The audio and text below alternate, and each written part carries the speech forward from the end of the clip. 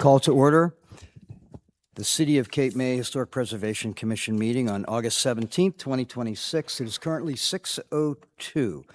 In compliance with the Open Public Meetings Act of 1975, adequate notice of this meeting has been provided. If any member has reason to believe that this meeting is being held in violation of this act, they should state so at this time. Hearing none, folks would like to join us for the Pledge of Allegiance?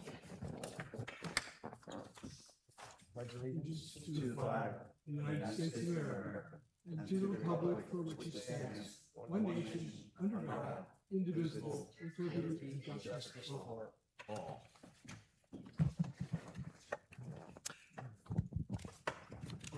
We have a roll call, please.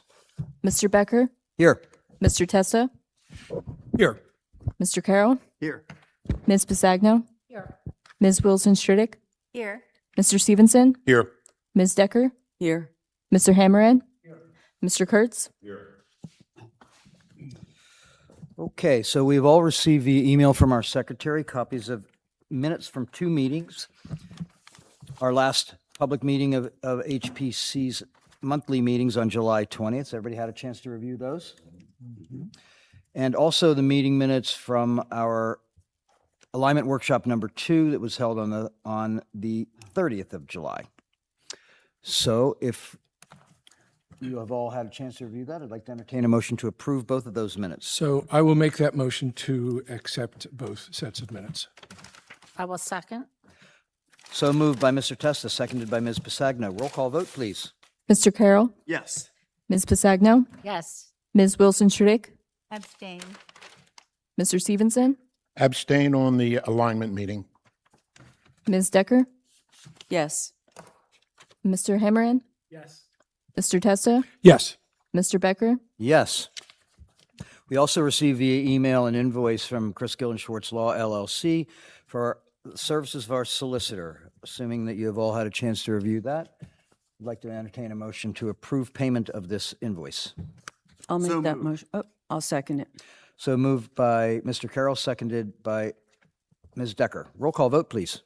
Mr. Carroll, Yes. Ms. Pisagno, Yes. Ms. Wilson-Stridick, Yes. Mr. Stevenson, Yes. Ms. Decker, Yes. Mr. Testa, Yes. Mr. Becker. Yes. So resolutions for ratification for final approval from our prior meeting. First is McHugh Group, 1101 New York Avenue, Newman, 641 Hughes Street, Crown Castle Fiber LLC, right-of-ways at 6 Perry, 104 North, and 201 Beach Avenue, Mission 70 Real Estate Holdings for 316 Jefferson Street, DeLuca, 1515 Beach Avenue, and Holsey at 409 Jefferson Street. I'd like to entertain a motion to approve and then hence ratify these resolutions, please. Silence is deafening. It is. Okay. So moved. Do I hear a second? Second. So moved by Mr. Testa, seconded by Mr. Stevenson. Roll call vote, please. Mr. Carroll, Yes. Ms. Pisagno, Yes. Ms. Wilson-Stridick, Abstain. Mr. Stevenson, Yes. Ms. Decker, Yes. Mr. Testa, Yes, with respect to all of them except DeLuca at 1515 Beach Avenue, from which I abstained because I recused myself on the application. Mr. Becker, Yes. Also, ratification and approval of the conceptual approvals from our last meeting for Miller Wallace at 535 Bank Street. Entertain a motion for approval, please. I move. Seconded. So moved by Mr. Carroll, seconded by Mr. Testa. Roll call vote, please. Mr. Carroll, Yes. Ms. Pisagno, Yes. Ms. Wilson-Stridick, Yes. Mr. Stevenson, Yes. Ms. Decker, Yes. Mr. Testa, Yes. Mr. Becker. Yes. And approval of the applications that were approved or denied by the review committee, as indicated in the list on our agenda. I'd like to entertain a motion to approve those as well, please. Motion. Second. So moved by Mr. Stevenson, seconded by Ms. Pisagno. Roll call vote, please. Mr. Carroll, Yes, I recuse myself from Carroll at 625 Hughes Street. Ms. Pisagno, Yes. Ms. Wilson-Stridick, Yes. Mr. Stevenson, Yes. Ms. Decker, Yes. Mr. Testa, Yes. Mr. Becker. Yes. Okay, we can move on to applications. So first on our agenda is Luce Realty Partnership at 227 Perry Street. If you would please come forth and state your name, your role in the project, and your address, please. Mr. Chairman, I have to abstain from this 200 feet. Okay, thank you. Don, do you want me to read this? Oh, yes. Thank you, Janice. Just before we get started, while we're setting up here, you may recall that at the beginning of last year at an alignment workshop with all of us present, we spent some considerable time clarifying and I would say articulating as clearly as possible what the purpose of our work here is at HPC. So in order to establish the tone and energy of in the room, I'd like to ask Janice if she would please read it. The purpose of the HBC is to serve as a catalyst for guiding and valuing Cape May's historic, cultural, and natural resources in ways that inspire and unite our community to steward these resources for the benefit of all, so that present and future generations continue to express the unique quality of life we share in this place we love. Thank you, Janice. Okay, if you could please introduce yourself. And we do need you to use the microphone if you could. Grab a mic and make it green. There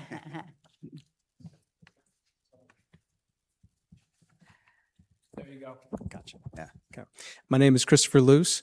I'm the owner, or at least part owner. My lovely wife is a co-owner of Luce Realty Partnerships. I am also the architect for this project as well. And I think, before I forget, we also own 223, which is right next door. It's the Bayberry House. And then the house right next door to that, 217 Perry Street. We also handled a very extensive renovation just last year. So diving into... So excuse me just a moment, Sure, sir. Just a please. quick question for you. You are seeking final approval this evening? Yes. And have you gone before zoning and obtained zoning approval for any outstanding issues? I have. I have zoning approval for the design that you see in front of you today. Okay, thank you. So today, 227 Perry Street has a house on it, and it is a coastal vernacular type home. It has seen better days, unfortunately. We came to acquire it about 8 months ago. The house the first floor deck is sitting in the sand. The lowest grade elevation is 5.2. The top of the bottom floor is 6.3. So across the board, much of the house is pretty much gone in that regard. So this is also a non-conforming lot. So what we had done was we took off the most the most difficult part to restore behind the main part of the house in this section indicated here, right where this heavy dashed line is. Right now, the house is about 24 inches from the property line abutting the side parking lot on the left-hand side. By us moving the new addition more central to the property, it now becomes compliant in this area. So we improved it from that standpoint.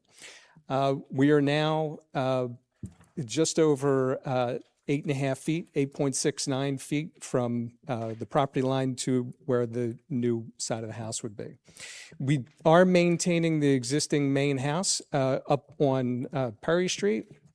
We will be raising this house almost 5 feet and then reconstructing a piece back here for the new addition. Now, this house, it does face Perry Street. It does also back up to Chestnut Street. As I mentioned before, to the right is 223, the Bayberry House, and on the left-hand side is also parking for the city.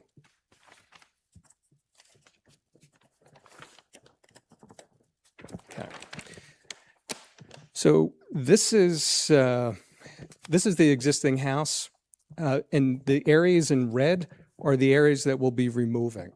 So as you can see here, this is the side. This is the right-hand side, as you would see from the Bayberry house, and this is the existing part of the build that we're actually going to lift. The red sections in here where there are porches that were converted to bedrooms and bathrooms and nothing compliant, everything sinking into the sand. Structurally, not in the greatest shape, so we're removing these pieces.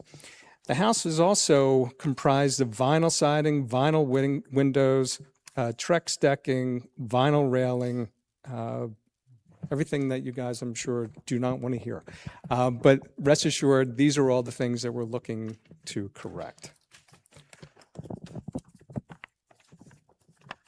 So moving on to the elevations.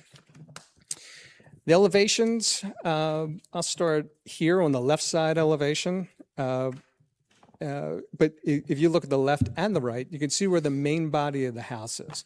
We strategically moved the addition on the back to create offsets and visual separation so that the main house, once lifted and attached to by the new addition, stands proud on Perry Street.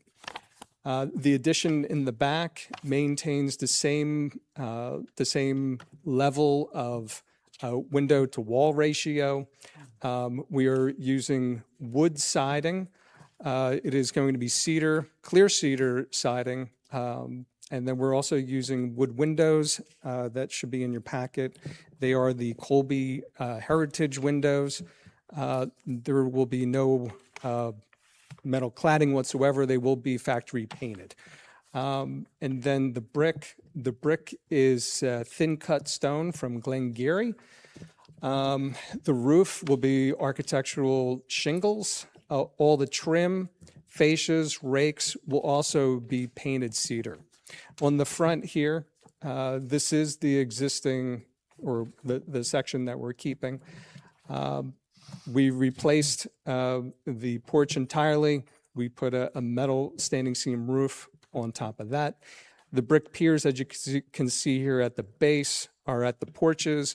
Those sections in between will be lattice. They will be the painted cedar lattice pieces, panels rather.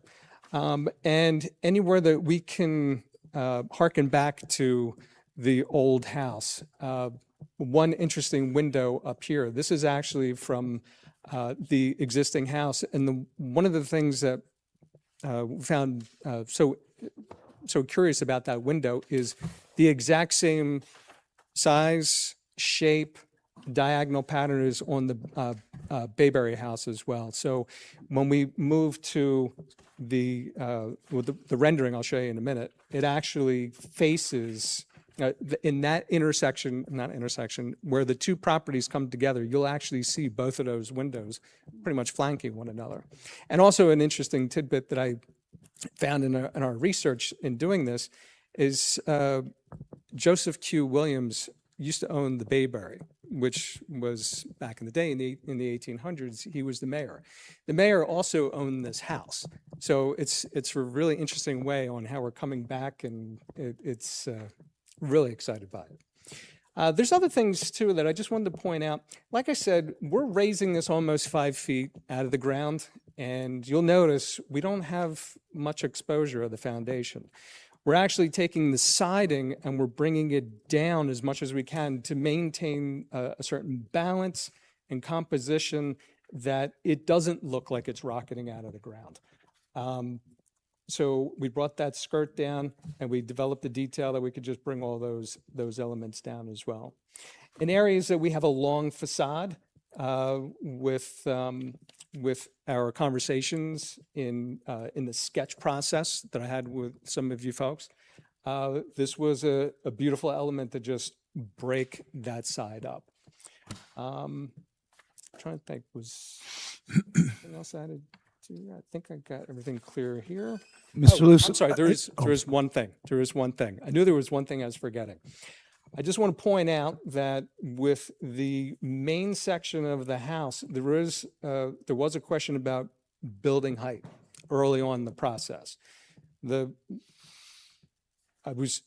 actually had the building a little bit taller than the main piece, and through our sketch meetings, we decided to bring it down, and bringing it down, the footprint expanded slightly, but there is no ridge that is higher than the main ridge of the existing house.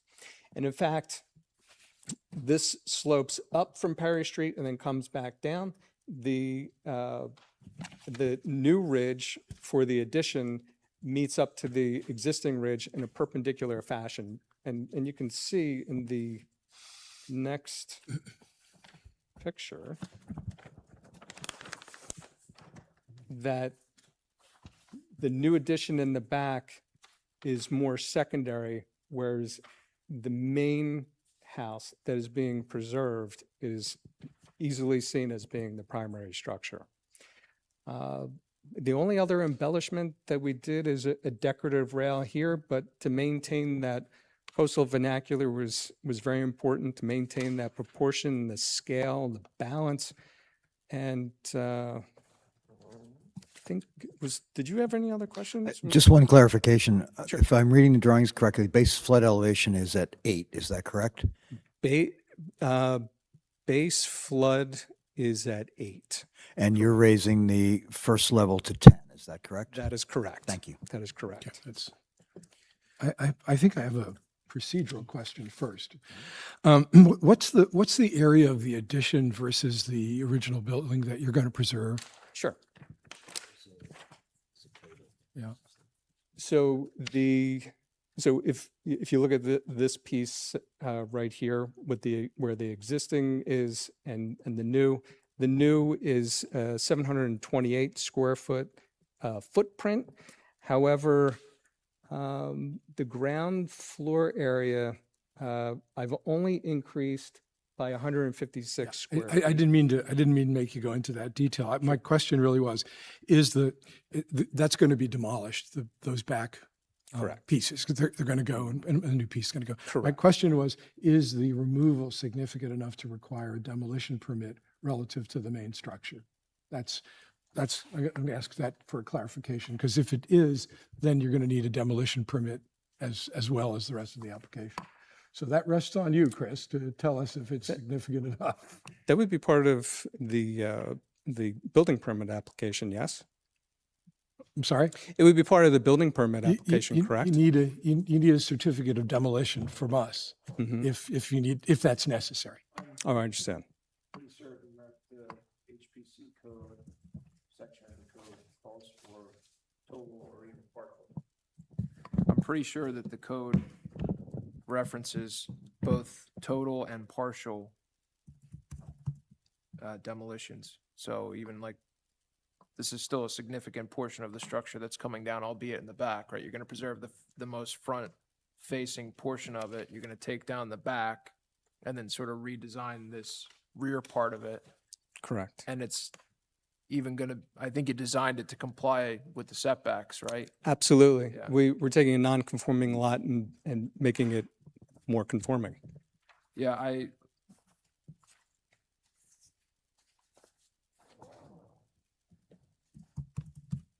the code calls for even partial demolition. This is a contributing structure, so I think we should That's go the through reason why that I'm analysis. concerned, yeah. So, I don't believe there would be any problem with the demolition of those Yeah. if we just follow it. They're so obviously Yeah. added on and not even Yeah. parallel to the quality of the little cottage. Correct. it's not like we want to make you have extra work. It's just that you're required to make the proof for a certificate of demolition, and you get that, and you get the right to move on to. I completely understand. So you want to do that after the presentation, now? Or would it have to be listed as something we're considering? Well, I think it's baked into the application. I mean, they were coming in here to take that down. It wasn't necessarily called out, but that doesn't mean we can't address it right now. Great. So could we address it by asking Mr. Luce to address the 7 issues? Yes, And then he would simply procedurally need to submit an official application, pay the fee for a demolition application post facto. Is that correct? correct. And I'm just gonna, just for the record, and Mr. Loose. Luce, Mhm. demolition is defined in the code, and this is the HPC section of the zoning code. The partial or total raising, dismantling, or destruction of any historic site or any improvement within the historic district. So this is partial, that meets the definition. Correct. We can address the criteria on the record tonight. I'm sure you could probably go through each one and provide some comment. Mhm. And then you just need to supplement with the demolition application. And we can kind of catch that up with whatever we do tonight. Perfect. Perfect. If you would just respond to these first 7. Mhm. Number 1 is its historic, architectural, cultural, and aesthetic significance. I'm sorry, could you speak into the microphone? I'm please? sorry. Thank you. It's historic, architectural, cultural, and aesthetic significance. Yes, it is. Uh, Its current and potential I use. think you mean with respect to the additions, not the entire property. Or you'll demolish. The part you want to take down. I don't mean to put words in your mouth, but you're talking Yeah, about the back. if we're talking about the section that is being demolished, And that's what you should address. yeah. So it's historic, architectural, and cultural significance. Okay, I mean, correct. I mean, it's a bastardization, but I mean, it has some significance to it, I suppose. Hasn't been protected really, but its current and potential use for those purposes currently be permitted in a chapter for the use proposed. Yes. It's important to the municipality and historic and architectural value, such as removal and detrimental So, integrity. Mr. Luce, we're giving you a little bit of a pop quiz. Yeah. But I just Yeah. want to give you a sense of where this usually is coming from. Right. You're coming in here, you have a contributing structure. This is coming in here as contributing. You're preserving the front portion of that house. Correct. Is that the most prominent feature of this structure if you're walking down the street? That front of the house is the most prominent part of the entire property. Okay, and compare that with what you're taking away. No, don't even talk about what you're putting in its place, but the portion of the house that you want to take down. Portion that is behind that portion is not significant whatsoever. Okay, Great. That's point number 1. Point number 1. Right. Yes. So number 2. So its current and potential use for those purposes currently permitted by this chapter or for others. so on that, you're proposing to take down a not really critical component of the house. Correct. Replace it with an improved structure that's actually going to be code compliant, Correct. right? Because Correct. that's a as it sits now, it's a non-conforming. condition. Non-conforming lot, we made it conforming. Correct. The importance to the municipality is number 3, and the extent of which the historic and architectural value of that removal would be detrimental to the integrity of the historic property, would not be detrimental. Number 4, the extent of which it is such old, unusual, uncommon design, craftsmanship, texture, material that could not be reproduced or could be reproduced only with great difficulty. It could be reproduced. Or improved upon, right? Because you're 100%. do something different in Absolutely. the back. Absolutely. Number 5, the extent of which is the retention would increase property values. Retention would increase property values, promote business, create new positions, attract tourists, students, writers, historians, et cetera, et cetera, et cetera. American history, study of architecture and design, educates. Its retention would not increase property values. It would not promote business. It wouldn't, no. The impact of its removal upon the historic district would be a positive result, in my opinion. The structural soundness, integrity of the building, and economic feasibility of the restoring, the rehabbing the structure is not to comply with the requirements applicable by zoning building codes. Structural soundness, integrity of the building, soundness.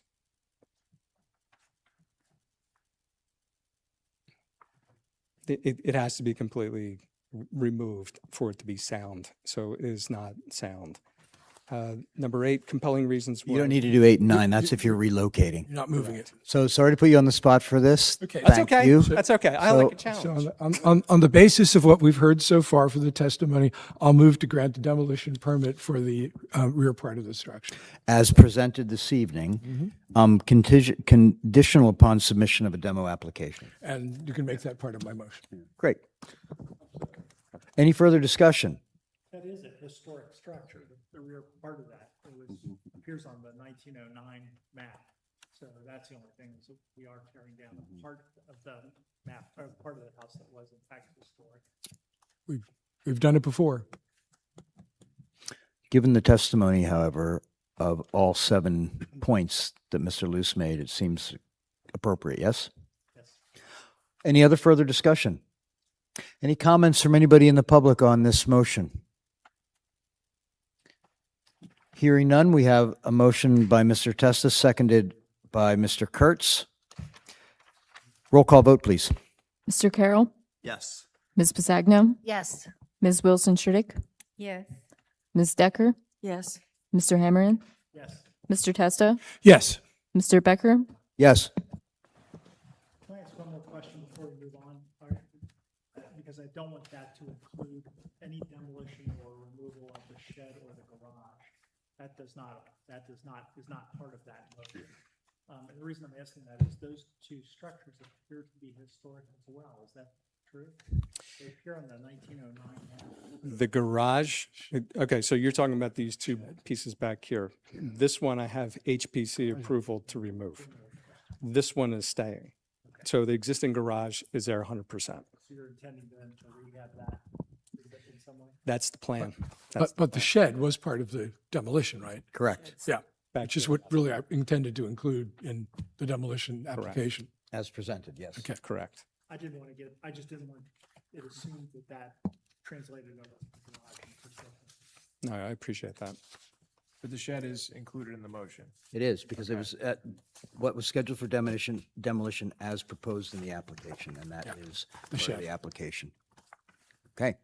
So any further I think presentation from you? I think I had touched upon everything that needed to be touched upon. I mean, again, I appreciate all your help thus far. So if anybody has any questions, I'd love to go through it. Okay, so what we typically do is go around the table. Sure. So folks will make comments and ask questions. I would just like to open it by saying the renderings that you have submitted are extraordinarily well done, make it very clear for all of us, so thank you for that effort. Mr. Hammerin, shall we start with you, please? Yeah, I've actually several questions I just want to make sure I'm clear on. So your intent is to remove the vinyl siding and turn in place, replace it with wood clapboard. 100%. Correct. Let me get this. Yeah, so just because I didn't have my microphone on, it is the intent to remove the vinyl siding and replace it with wood clapboard. Correct. The front porch is being removed as well. Is there a reason that you're not retaining that along with the rest of the Well, front portion of the house? the railings are vinyl. The spindles are vinyl. It's Trex decking. Okay. It's Trex all the way around the base, and it's in the sand. Okay, It's when I go to lift that, it's not going to survive. that's a good enough. And most of it we're throwing in the dumpster. That's a good enough answer for me. Just wanted to make sure I understood the logic for why you would not try to preserve the original porch. I noticed by looking at the photograph that's in the property report and the renderings, in the property report, the porch actually is slightly more narrow than the house itself. And in the renderings, it goes to the edge of the house. Is there a reason you want to change that? No, it's just it was an easier way just to fill out that part of the facade. There was really, by having it narrower, it didn't really help anything. It didn't really hurt anything. But- It preserves what's seen in the property report. Understood. That's the historic, element of it. That's all. Understood. And the porch is referenced extensively in the property report, so that's why I wanted to make sure I Correct. understood if there was a logic. There seems to be some movement on the side windows on the 223 property side, the right-hand side of the house from the original. The original had I think it was 2 windows and that were connected side by side on the first floor, had 1 window on the second floor, and one on the third. And in the new version, you have 2 windows on the first floor.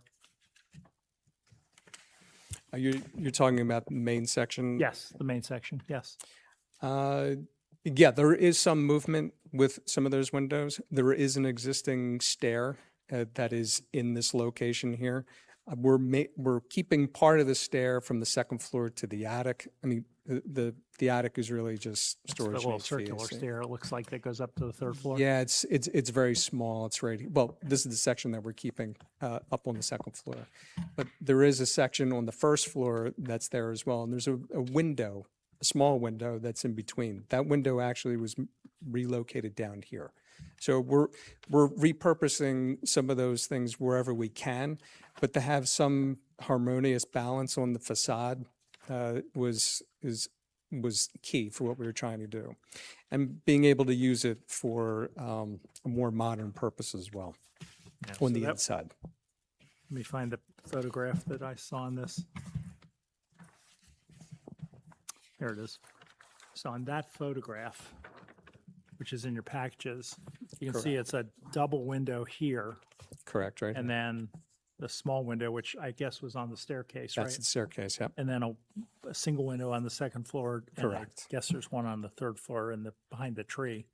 But There is a very small one behind the tree. just trying to understand, so you're eliminating that double window and going to the 2 single windows in the Correct. rendering.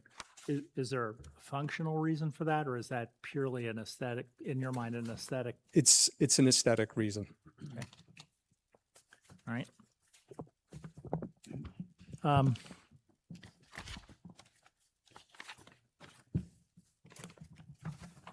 Yeah, I see the idea. The original house sort of extends beyond the front of the house on the left side. Now it will extend on the right side. I don't think that's a significant extension. There's a historic chimney referenced. Are you planning to keep that or remove that? I think the chimney that it's referencing is in the back here. I thought it was. Where right is it behind on, the is front. on the side here? I was not maintaining this. I was actually, I still have a chimney, but it's just not this one back here.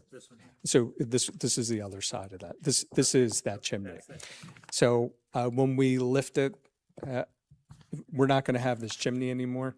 I was removing this chimney, but I do have a chimney represented on the roof.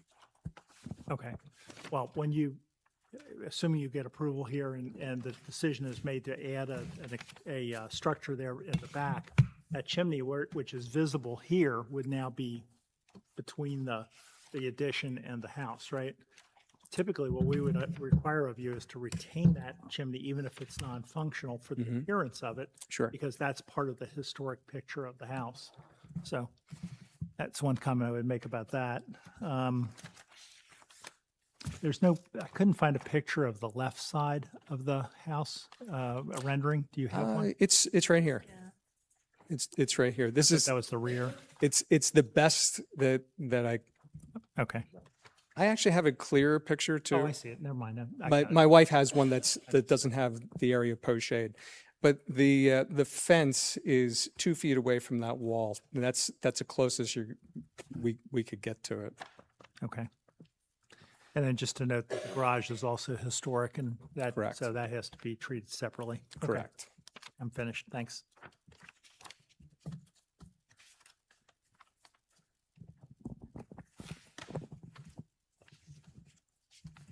John, you want to move on? Okay. You okay? B, questions or comments?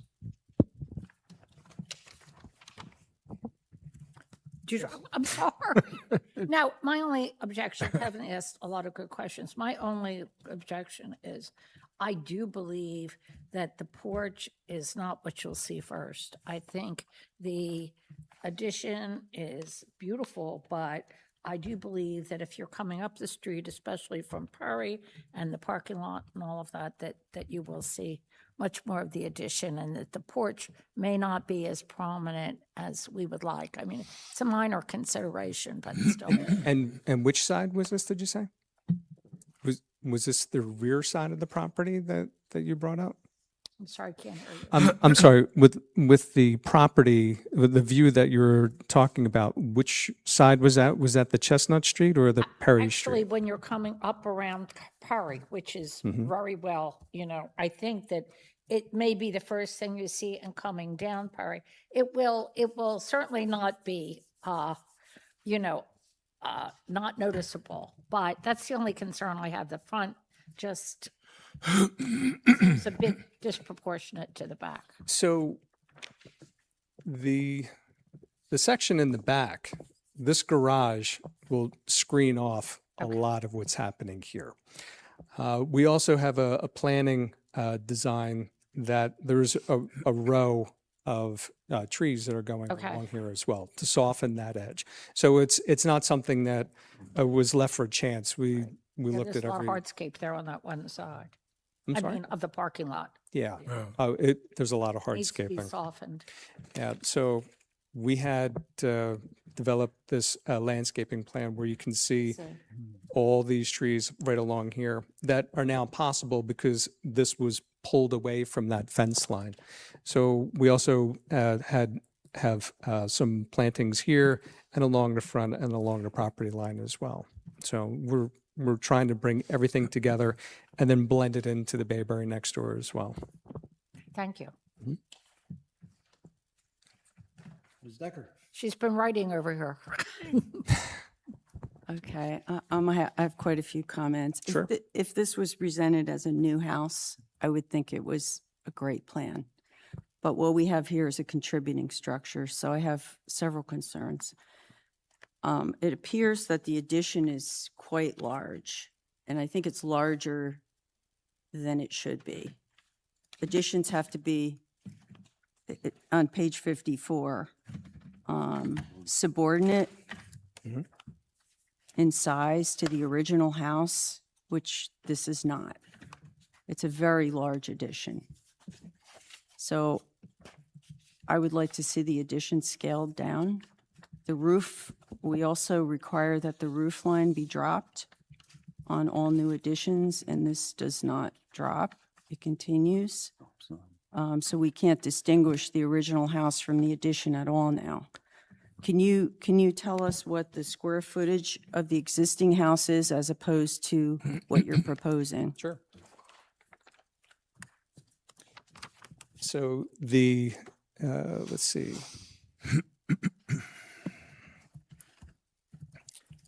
The existing square footage is, let's see. I can help you here. On A1, it states that what is existing and proposed is exactly the same total square footage. Correct. Yep. So let's see, the floor area ratio, that is, okay. You want square footage, correct? FAR is going from 0.30 to 0.44, right? That's correct. Yep. So I think it's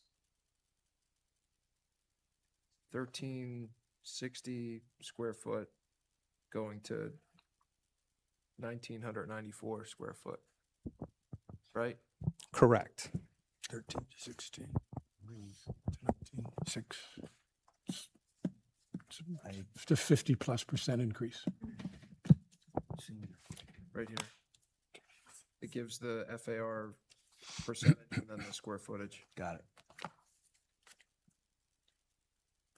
Oh, that's floor area, right.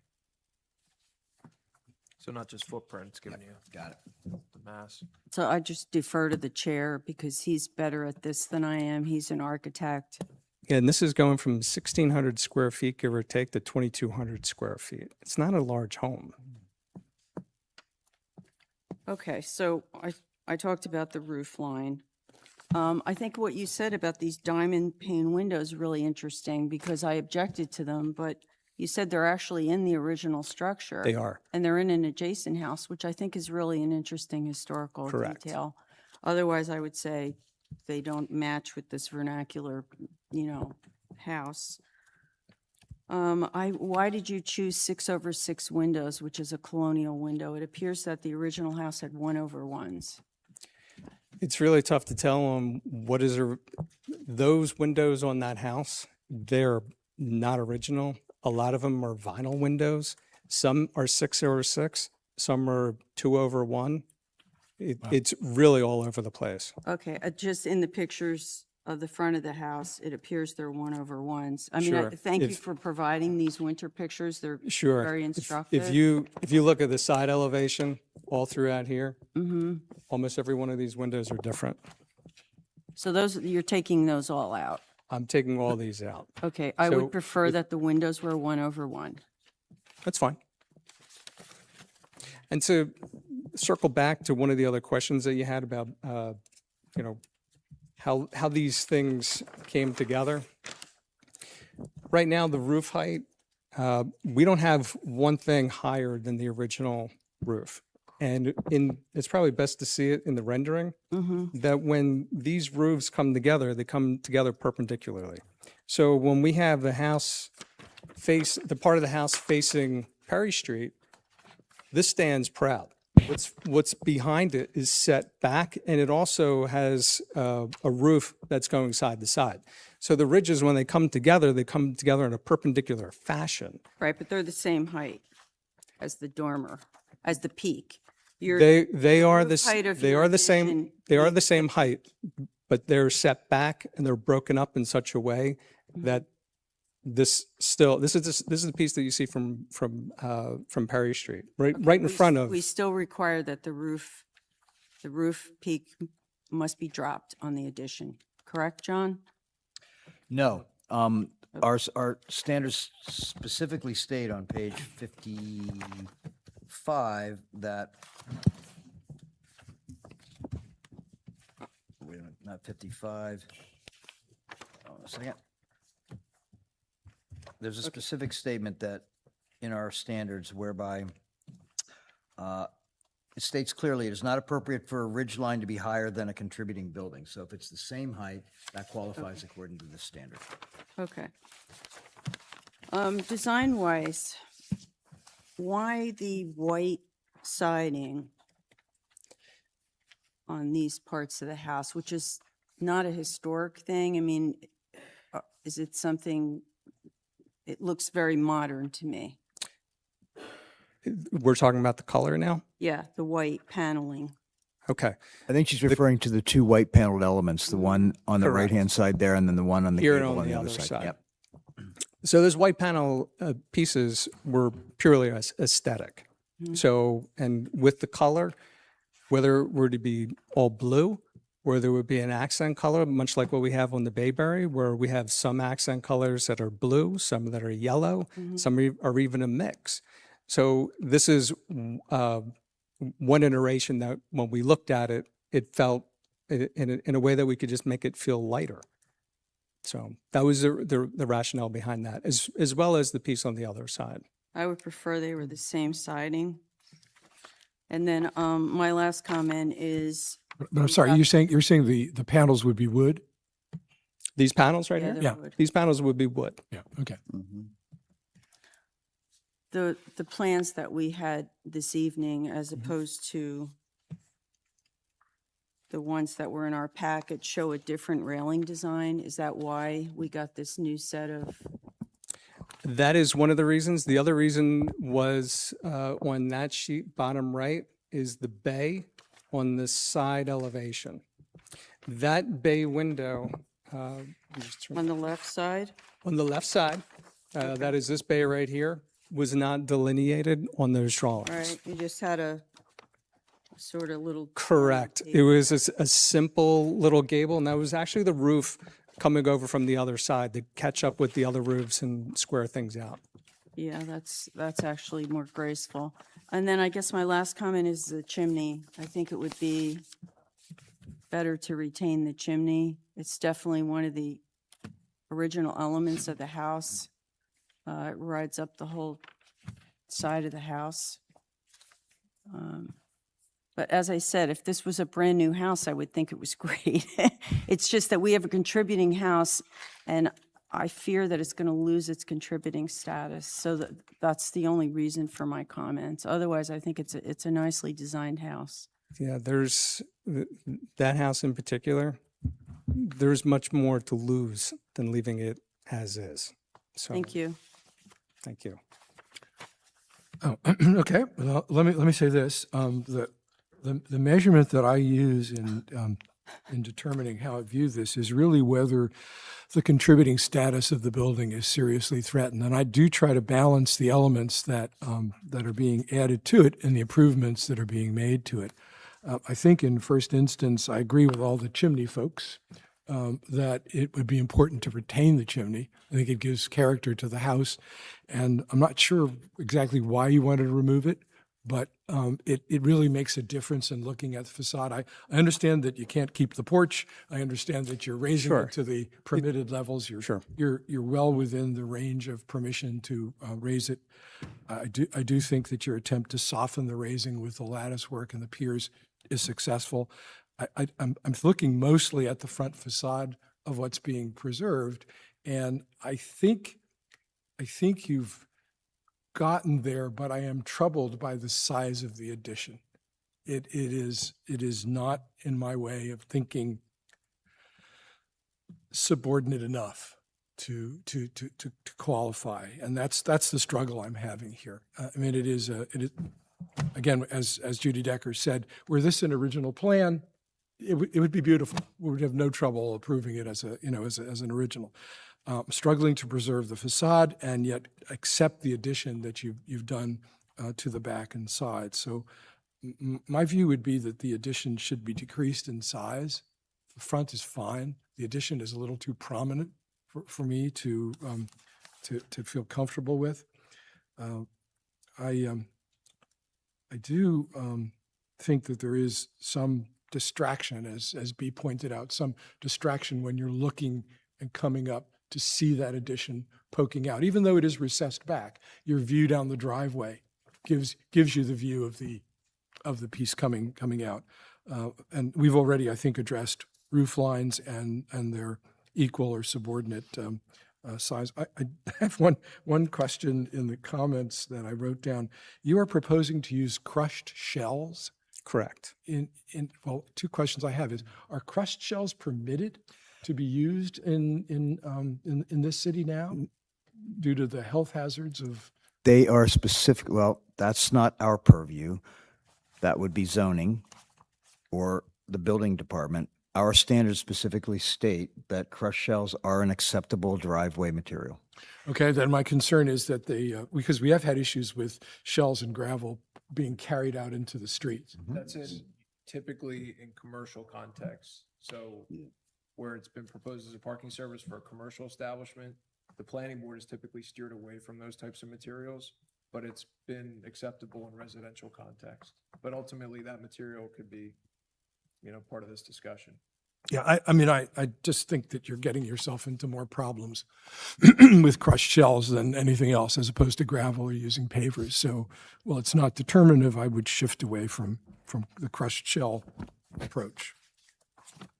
And I'll pass it on to my right. Okay. Judy's- I did. I'm sorry. I Oh, somehow you- got, sorry. I'm here. Well, I just figured they'd come back to you, Janice. Maybe you were biding your time. My apologies. So, that's okay. First of all, I walk that street all the time, and the other two homes that you own are beautiful. Thank you. Done a great job. And it is a very attractive design, as other people have said. I'm a little confused about the roof and the scale thing, John. And on page 54, under the category height, massing, proportion, and scale, it says additions should always be subordinate and not compete visually with the original building. The roof height of a side or rear yard addition should be at a lower elevation than that of the existing building. So I'm very used to seeing that house sort of hidden and kind of forlorn. Yeah. It's surrounded by street, parking lot, and then you have these wonderful historic homes, and that crazy place across the street that they're finally doing something to. It's only been the last So, few years, but yeah. I mean, one of the wonderful things about living in Cape May or visiting is walking down the street and you're in an art gallery of gorgeous historic buildings. And this is a very attractive restoration or renovation, but it does seem like it kind of swallows. I mean, that was a modest house to begin with. They all were. And yeah, but the more, it looks like a worker's house or something. I mean, I feel like the change is going to really change its impact on the street, and mainly because of the scale issue. So, John, am I reading a different part than you were? You may be reading a conflicting part. I mean, we just did this. This I know. is all done by humans and they're fallible. So Sure. there may be conflicting ideas from one place to the other. So this is open to interpretation, because when you actually get to the specific standards that are required on page 55, Okay. that's where I was reading that the ridge line to be no higher than a contributing building. No higher. Yep. I mean, the other thing is we've recently done our due diligence to look at properties that have been restored or renovated or rehabbed over the last 5 years to give awards. And so we had the opportunity to hear jurors who are longtime preservationists talk about the properties we thought were possibly worthy of awards. And when it came to additions, it was a sticky one because there are so many of them.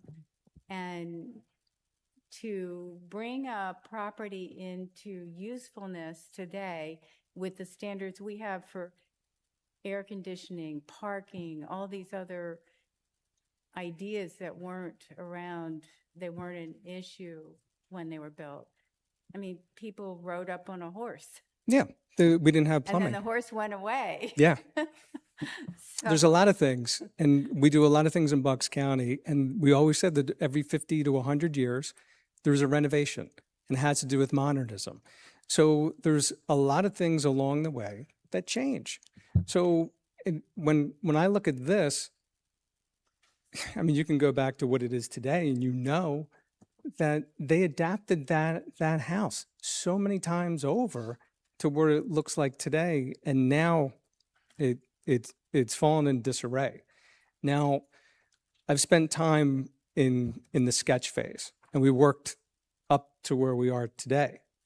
And what I'm hearing from some folks, and I'm not pushing back. Everybody has an opinion, and this is what we're here to all talk about. But now I'm stuck. And when I say stuck, I mean severely stuck. So when we talk about the scale, are we talking about square footage? Are we talking about roof peaks? If I need to lower the ridge, I'll lower the ridge even further if I have to. I didn't see the necessity of it, but what if I go with a flat roof? What if I change the window grills? All these things are perfectly acceptable to me if I keep the fireplace. I can work that in. You asked before, well, why did I do it? The constructability of it, I got to, it's coming out. I could rebuild it. I can certainly do that. But when we preserve these old buildings, it comes down to what's possible and what's not, and what makes sense and what doesn't make sense. Mr. Luce, did you come in on Tuesday morning to meet with our subcommittee? I did, twice. Okay. Thank you. I understand. And I'm talking in sort of general terms about Sure. additions and impact. I know where it comes from. Yeah. You're not the first HPC I've worked with or continue to work Right, you're with. from Doylestown. Yes, yeah. Okay, I'm done. Thank you. Is there room for any more opinions here? Well, there's always room for opinions. I am in agreement that this addition is not subordinate to the main house. Even if the square footage of that is the same as what you're taking away, visually it is not. And that is our big concern. And if you had sat in our meetings for the past 5 years, you would find. I'm sorry, say If that. you'd been sitting in our meetings for the past 5, 10 years, you would find this is a really major problem. And we've lost many properties that were contributing to drop down to a non-contributing, which could at some point in time affect our National Historic Landmark status. I would like to see this in the back, reduced in size. If you were not putting on the big white section coming out, and maybe if that was just a porch with nothing above it, and maybe find a way to go a little bit further back for the space that you need, I think that would make it visually a supporting unit. It appears to me from the Sanborn map that this was built right early 20th century. So kind of picking up the kind of Dutch colonial revival. So your gingerbread trim on the first floor rail is really something they were getting away from at that time. And I think if you're going to do the porch, it should really be the nice wood porch, kind of like it has, with just a stick style Simple. appearance to it. There you go. Short and sweet, Great, thank you. Short and not sweet. I agree with a lot of the complaints and the praise on your entire project. I agree, the addition is large. It's the fact that Tom said on the right side, if that would be a porch, it would look totally different. But it was brought up if it were a new house. It is a new house in the back. It's always gonna look new. Even if it looks like it was built 100 years ago, it's gonna look new. So I can overlook that. And I agree with Judy, the windows, I think should be on 6/6/6. 6/6. And of course, the fireplace, chimney, it's there. It's like, it's there now. So is the front porch, they have to go back together. Correct. Besides that, it's a beautiful property, it's a beautiful house. I appreciate that. We just had to push it over the finish line. If it means some concessions, I mean, what we talked about here today, it's not unfathomable. So the one thing that I have clear in my mind, when we say how big this project is, are we talking square footage? Are we talking about volume? Are we talking about the aesthetic quality from the exterior? Because that's the one thing I haven't heard. Is there a certain percentage of increase that we're allowed or not allowed? So I'll be happy to address that. Please. Okay. Before I do, I have two questions. Sure. On the prior rendering, there was a sign out front. Is that it's not in the new rendering. Has that been deleted? We'll come back to that at a later date, but I didn't want to distract for what we're trying to Okay. do. But there is a sign that at some point we'll present, we'll ask for the proper approvals and everything else. Okay, We'll do it. so that's not part of this application. No, but I won the name. The name You is did still win the mine. name? I did. Right, John? That's, congratulations. You remember how that went? Yeah, we had a conversation Yes, about we the did. the signage. So this has actually significantly changed since last time we saw it. Not insignificantly. So what I heard from my fellow commissioners here were 10 separate issues. And some of them were directly related to what's in the property report. So as a couple of our commissioners have stated, our primary concern is jeopardizing the potential or jeopardizing the contributing status of homes. Because if we start to lose any of these contributing status homes, our National Historic Landmark District status is in turn also jeopardized, which happened about 9 years ago. So we want to avoid that at all costs. Hence, Understood. you're hearing some of these comments from what we've experienced. And in particular, when we look at the last paragraph of the property report or the property survey, it refers specifically to the historic porch structure, and it refers specifically to the chimney and the garage, including the garage door. So my other question has to do with the garage. So we've seen no documentation of the garage. that will be required in the documentation for us to approve, is to see any modifications of the garage. So we'll need to see, for example, existing and/or proposed floor plans and elevations. Mhm. So, for example, just let me ask you this question. Is it the intention to keep the existing garage doors or replace them in kind? No, because the report that you talked about also talks about those doors. I'm sorry, I can't quite hear The, you. the report you mentioned also talks about the doors, and the Yeah. doors are original to that building, and I have every intention to keep those doors. The red doors, I don't think they're original. Yeah. They're rotted out. They have to be replaced. It's asbestos siding. I want to switch to go with cedar clapboard siding or lap siding rather, and just completely just clean it up. It went beyond a garage, and they were actually using it for living space. It was like their little party house, the previous owner, that is. We're not using it for any of those things. We're going to go back to its utilitarian use. And with that being said, there are the things that, as we're developing this, we have every intention, you can see it, just in part right here, that we will be cleaning that up.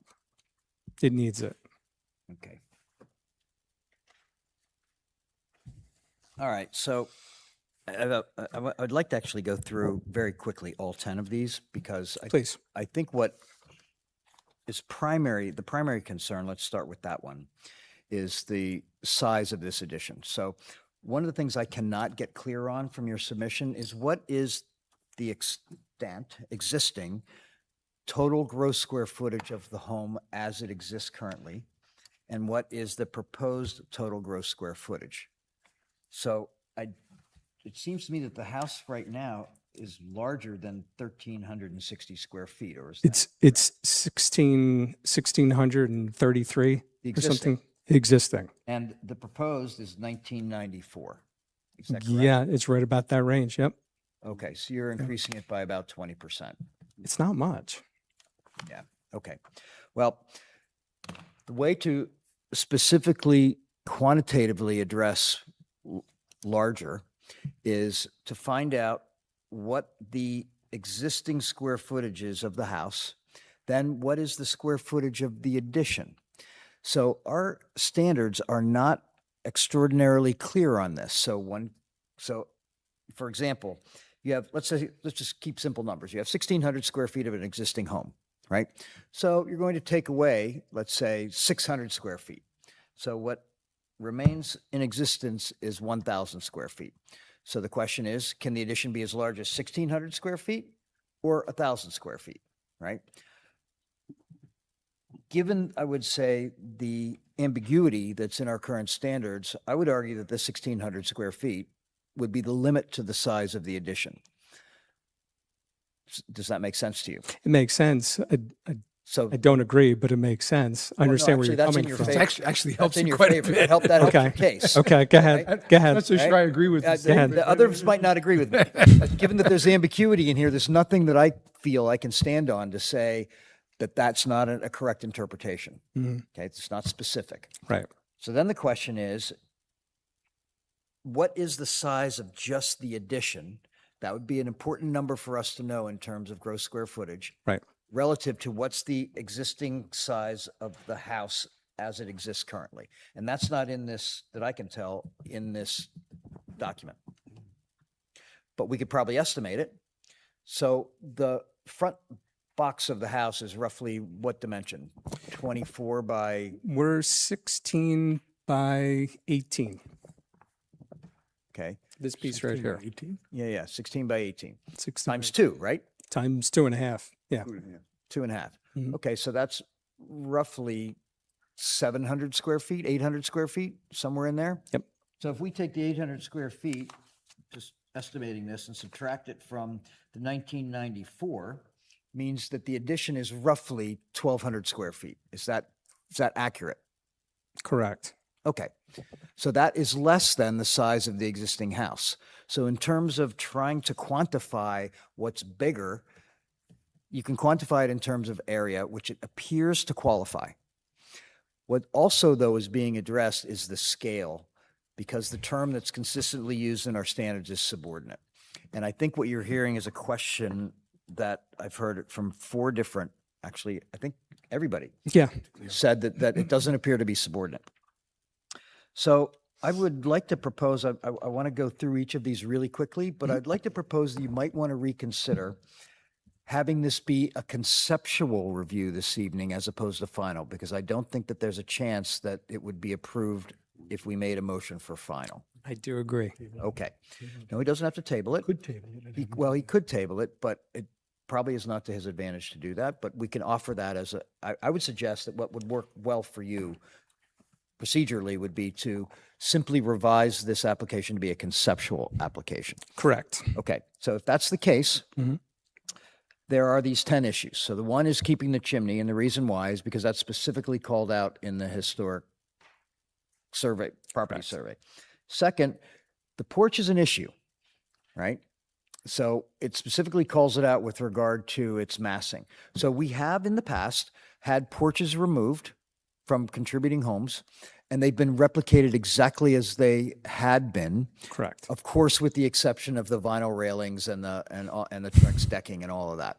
So would you be opposed to rebuilding the porch in the same configuration as it exists, but with all wood materials as it would have been? I would not be opposed to that. Okay. Specifically, in addition to that, the chamfered posts. I wouldn't be opposed to that either. Great. And how about with regard to the railings that Mr. Carroll talked about instead of the To go with collapse? something a little bit more simplistic, we could definitely do that as well. Okay. So what that means then is so I'm just listing what I think would be in our conceptual approval, the things that would need to be addressed in the final. So one is the chimney, second is the porch, including the chamfered posts. Third is, in fact, the railings. Fourth is documentation of the garage, plans, elevations, and what you're planning on doing with that. Correct. Next is clarifying the square footage issue specifically, just because 100%. we were estimating numbers, and Correct. we would like to see, I think, the real numbers. Next would be the issue about 1/1 windows, which would have been more appropriate of a house in this period and style instead of 6/6. Ms. Decker brought up the white paneled wood facade elements. Personally, I don't have a problem with that, but if you'd like to address that, I would at least put that in here, that was raised as an issue. We also need to see fencing cut sheets, because it appears as if you're putting in new fencing, which in the rendering look wonderful, but part of our requirements are that the applications have to have a materials checklist and cut sheets for all the materials that you're proposing. Understood. So we need to see fencing cut sheets. And there's a question I have about that. It says that on the side yard, there's an existing 5-foot fence, but it also appears as if that's off your property. Is that correct? Ooh, that's a good question. Yeah. In some areas it is, in some areas it's not. Okay. So the reason why I'm bringing that up is because that would be not permitted by zoning. Correct. Right? So what it means is once you get past or forward the rear elevation of the house, the fence can't be any higher than 4 feet. 4 feet. That's right. So we just want to make sure that that's also clearly documented in here with fencing cut sheets Correct. of the fence you're proposing. Okay? We already did the railing and column details and all the cut sheets for all materials. And then lastly, it appears as if there's 1 or 2, I'm not sure about this, exterior lighting fixtures.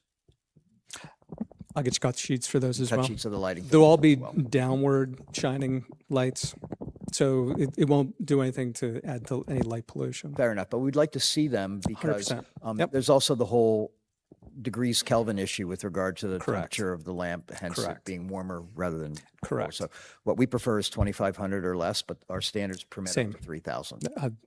2,500 or Great. less. So if that's the case, I would like to propose a motion. Mr. Chair, Yep, before we I'm sorry. do that, can I make a suggestion on this one? Sure, please. Because that was a pretty long list of There's a long list, but it's things. conceptual. I know, but the purpose behind conceptual is really to give potential applicants to the zoning and planning board. Got it. And those boards an indication of some form of approval. He's not going. Mr. Luce is indicating he's trying to do a code compliant, I don't want to go to a board application, which means we should really, and he should be steering towards final. Got it. So we've already granted him a verbal demolition permit tonight, which can be memorialized at our next meeting, provided that you submit an application with the appropriate fee Correct. in preparation for next month's meeting. So he's going to have a resolution on for next meeting for demo. Got it.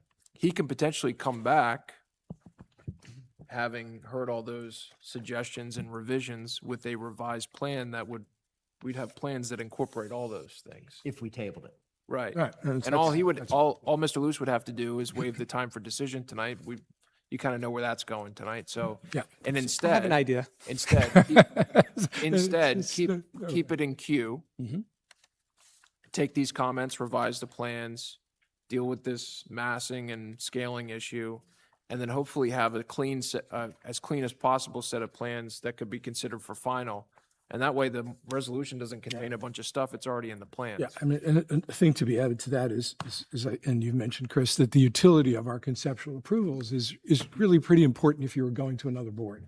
And that, that nails you down with our view, at least at that point, of going to another board for your approvals. Also, the conceptual approval is really just conceptual, and it doesn't bind the commission No. from further suggestions when you come back from final. I'd hate to see you have to go through the work of another application or having this one being treated when you can just table this and come back to us with revisions to this application. So that'd be my, So, Mr. Luce, with that in mind, would you be willing to table this application?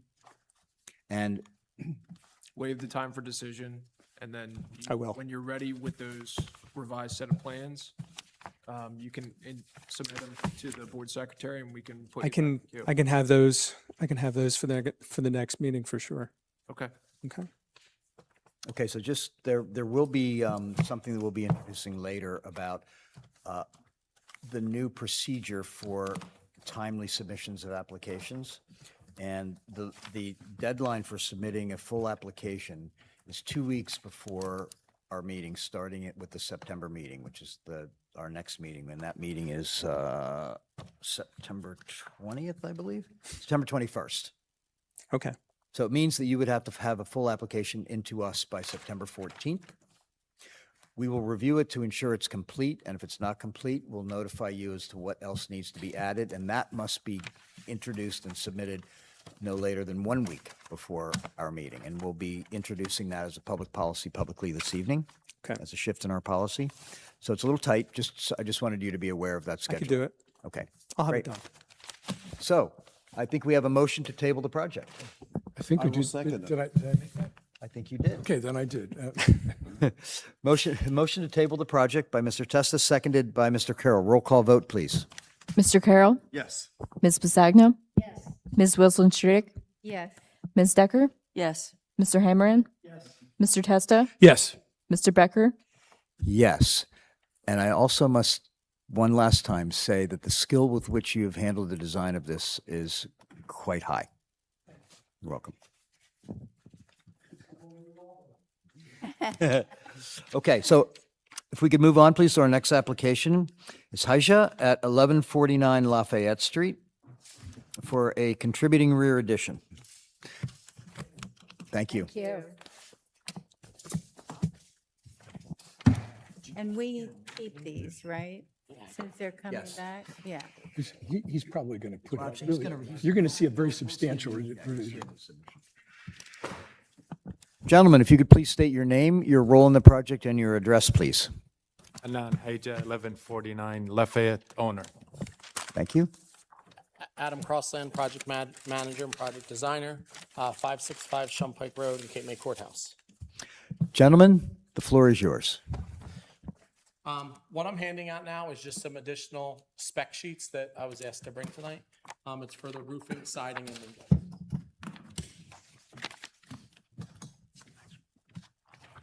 Thank you.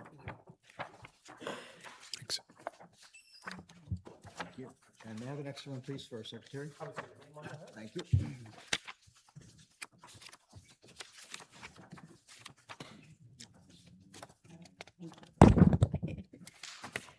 Thank you. Thanks, Janice.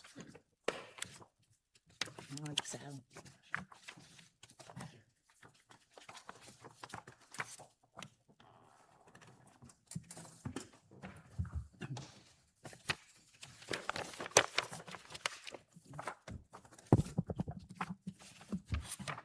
And all that is in here is just some more detailed, like I said, spec sheets of the materials we're using, or cut sheets as you call them.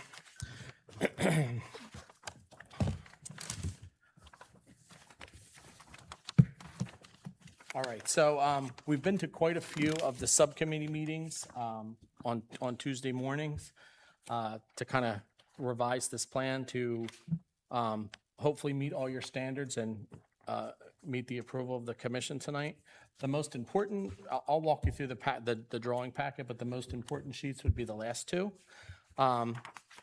First drawing that you see here was the original house before we planned any renovations.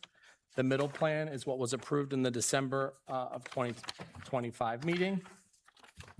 And then the third plan is showing the proposed rear addition, which would include a enclosed breezeway area and the proposed garage in the back. So they're site plans depicting that. The next sheet, HPC 2, is the floor plans as approved in the, let me make sure I'm not, yes. The floor plans existing and proposed that were approved in the December of 2025's meeting. HPC 3 is the elevations existing and proposed of what was approved in the December of 2025 meeting. HPC 4 and HPC 5, your main focus should obviously be on everything behind the main dwelling. That would be the sun porch and the garage. That's what we're seeking approval for this evening. Floor plans are shown on HPC 4. Elevations are shown on HPC 5. And we have worked diligently to really reduce the scale of this. We removed the porch that we had proposed in the back, and we kind of took the advice of the commission members to hopefully come up with a design that, like I said, will seek everyone's approval here this evening. And the client has been very diligent working to make sure we get something that everybody would be happy with. Okay, let's go around the table. Mr. Kurtz, please. I'm gonna hold in.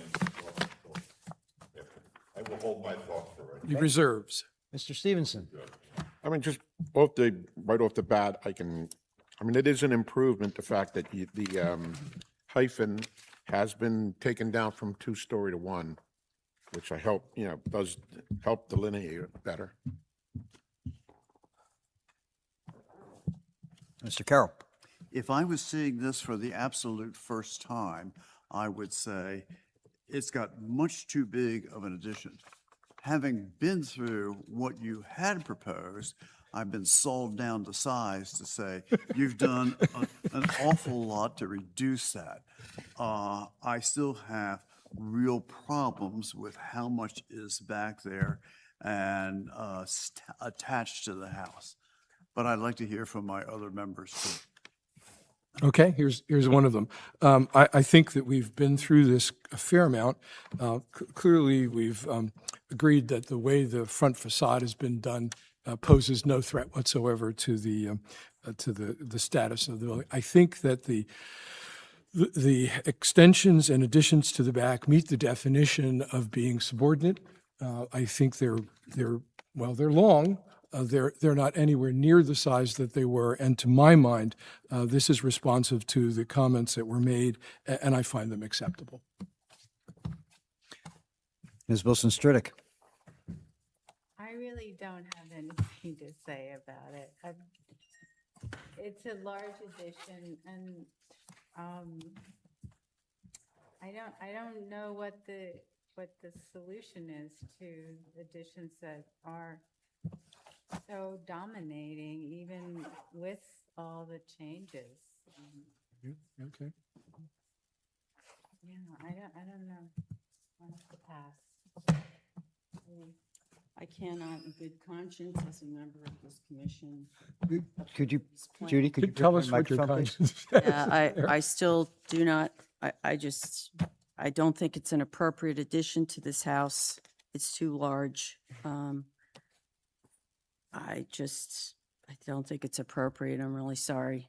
If it was a detached garage, but it's not, it's all attached to the house, I just don't see how this is an appropriate addition to this house. And as you recall, I didn't approve the first plan to take the porch off, so I question whether this house will be contributing at the end of this process. Thanks. Same concern. Do not want it to lose its status.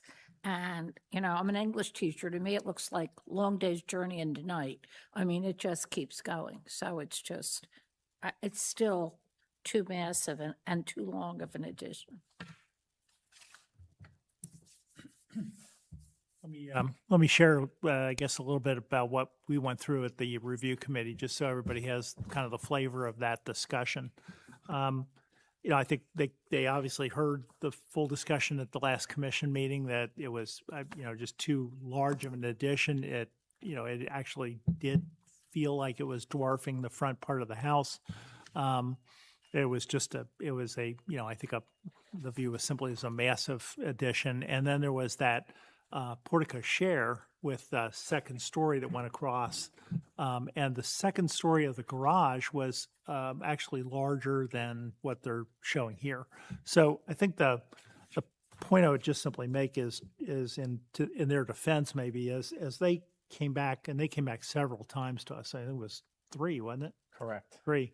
You know, each time well, the first piece they had to overcome was that in order to have a large garage in excess of 2 bays, I believe it was, then that it had to be attached to the house by code, by building code. That was Zoning code. Zoning code. Bruce sent that back to him because I think initially they were thinking in terms of just detaching the garage. You know, that was fine for that from their perspective. You know, they weren't concerned about it being you know, an enclosed connection between the garage and the house. They were willing to, you know, to abandon that idea, but they couldn't and still retain the size of the garage. The garage by zoning code had to be attached to the house and not attached just by a breezeway, but a livable space in order for them to get that. So, you know, in a sense, their compromise was to follow the parameters of what we would dub a hyphen house. We actually talked about that in the meeting, that in effect, this is, if you will, a hyphen house. It's a narrow connection that now exists between the house and the garage. It's 1 story. It's a, you know, like a 4-season room. Lower roof. Yep, lower roof. I mean, all the requirements that you would expect of us, you know, to agree to a hyphen house are there. You still have a very large garage. If you look at the second story of the garage on the farthest back end of it, it doesn't have the dormers. The original proposal had that. So it's a scaled down garage even at that. And then they eliminated the second story deck that was there as well. So that was the compromises that I think, you know, the owner and the designer made in this project. You know, as you look at the entire piece, it stays within the visual parameters of the sides of the house. It is, you know, a kind of a large structure. I have to be honest, and this is just something I had sort of picked up as I was looking at this. If I look at the front page of the drawings, you see the garage there in the gray. And you look at the garage in the back, it doesn't look like the same proportion to me, nor does the sunroom. It just feels to me like in that drawing, it's longer than appears in the shaded area on the front. So I don't know whether it's just a scalar process. Just for a point of reference, if you look at the setback envelope, which is where the 2 dimension lines on the back of the property are, there's one that goes to the garage itself and the other that would go to the patio. The building was originally 30 to 40 feet longer than what we propose here. It's just, this is a very large lot, so it is a little bit deceiving. I'm not saying that. You're saying originally long, you mean the earlier proposals? Well, number one, the lot is very deep. Right. So I'm not saying that the proposed building isn't long, but it was so much longer. We've cut this thing back significantly. But because the lot is so big, it can house all of this. And even with all of these cuts and revisions we've made to the drawing, he's now retaining this huge backyard behind the garage, where that was like 30 feet before, and now it's 70 feet. Yeah. So we've cut a I mean, I think that illustrates the way things were cut back. Kevin, are you through with your? Yeah, I comments? am. I Okay, think, those were I- just simply the comments. So I do have a couple more. The only other thing I would say was that, again, we went back and forth about this and, some concerns about the size and scale and everything else.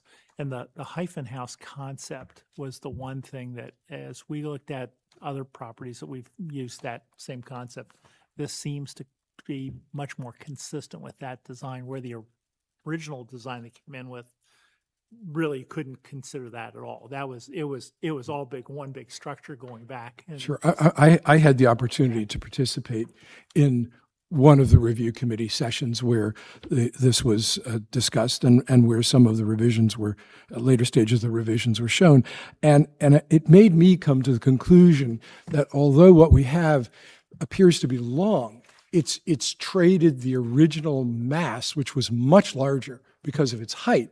It's true, we've got something that's on the long side, but compared to where we were, this, to me, moves the bar to the area where mass does not overwhelm the original structure. It is a rear addition. We've got to give more weight, I think, to the already approved facade. We've approved that. And there are just constraints into which a design can be made and the owner's desire to have a useful property can I mean, I think you have to balance all that. And given the very sincere and I think substantial reductions that have been made here, I find myself able to approve this. That's where I Can I stand. make a comment, Jim? Sure. I mean, go ahead. This addition is strictly to store cars. It's not living space. It's a desire to store cars on the property. So, Okay. I mean, that's a legitimate use of putting your property to use. It's not like we're having extra, I mean, there All were, right, just pointing that Judy, the out. earlier editions had some living space, things like offices proposed and stuff, which were given up. And I know, just to make a comment about, I know how HPC feels about garage doors facing the street.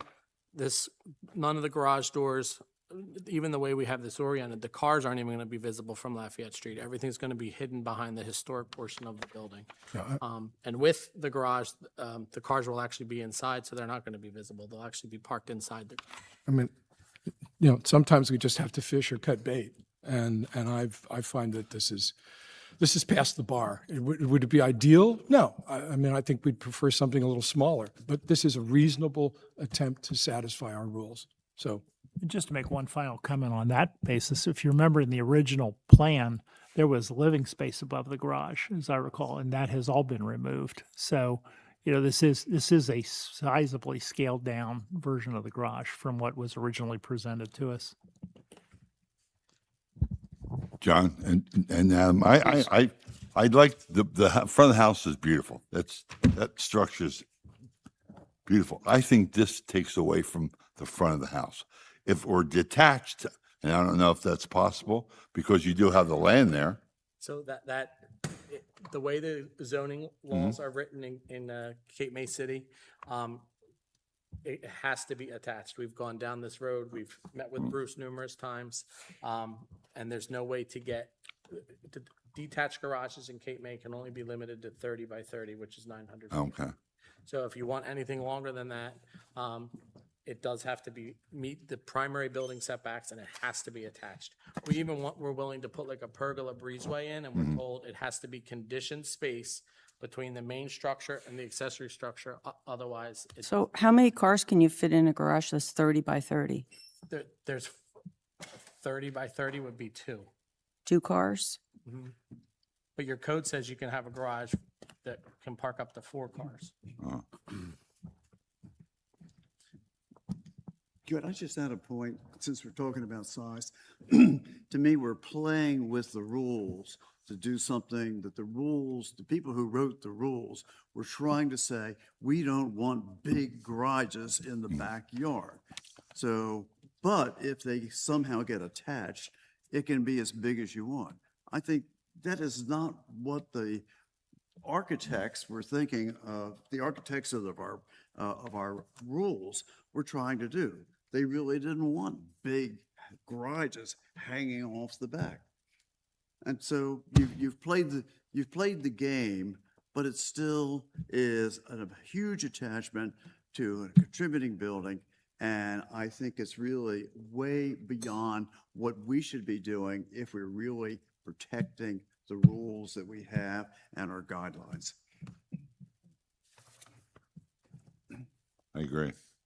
I mean, when you look at HPC 5, that addition of garages and whatever else is there takes away from the front of that building. Do you find that the addition is subordinate?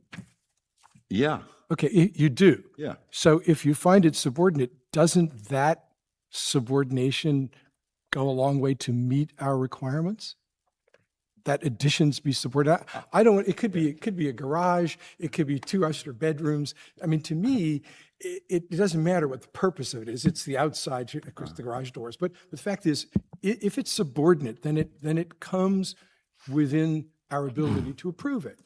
It's only supportive in height, but not in length. This thing is But Tom, 10 it's a times function of longer both. than any It other is a thing function that of both. Mass is a function of both of those elements. And I say to you, I think they've traded what was clearly over the top for something that makes it in under the bar. And one of the reasons I say that too is the view that we take of these properties, concentrating on the streetscape from the front of the house, which we've already approved. Yeah.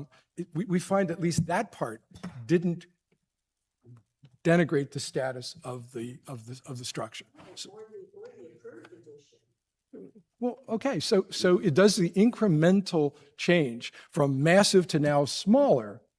Does that change the status of this structure? Let me ask you this. If this came in and it was just a normal addition to this house and it wasn't a garage, it was going to be livable space, you would think that was a good design for livable space? For livable space? No, not necessarily, but it would depend, Judy, on the individual facts. If it's livable space, I'd wonder why they want to have to stretch it out so far. Garages require space for cars, but that's a legitimate use. There's nothing that says a guy can't have 3 or 4 cars versus 3 or 4 bedrooms. So to my mind, the issue really boils down to, does this revised plan in any serious way threaten the contributing status of this structure whose facade we have already approved? That's how I come down to it. And in my mind, well, it ain't great. It's not perfect. It ain't great. It meets the standards. That's my judgment. So I have a potential thought that might reconcile this. I would hope that we could. So when one looks at typical 3-car garage dimensions, a very generous 3-car garage, according to graphic standards, is 36 feet by 24 feet, which equates to 864 square feet. What you guys are proposing here is a garage that is approximately 1,500 square feet, almost twice the size of a generous 3-car garage. So my question would be, as a way of potentially reconciling this, is there a reason why the garage has to be so oversized to still be functional for your needs? It's gonna be, in all honesty, a small-scale museum. Like, this is my passion. I don't collect valuable cars, but they're all Italian. They're all art-inspired. I mean, Did you say they were all Italian? yep. Don't there you buy go. Italian cars. I'm not recommending. But I have 2 Fiats that are in the Museum of Modern Arts in New York. This is what I like to look at. So we're not talking 124s and 128s. Yeah. No, yeah. So It's gonna be, visually, it's gonna be like my meditation place. It's just gonna be, it's something I've wanted all my life. It's not, like, if they're gonna be cramped, I don't think it serves the right, purpose. so it's more than, so It's not gonna be like. It's not your, myself. it's It's not not your like a everyday garage. You're utilitarian, we gonna need to put park the the cars in. station wagon in. This is, No, are you gonna put lifts in it? no. No.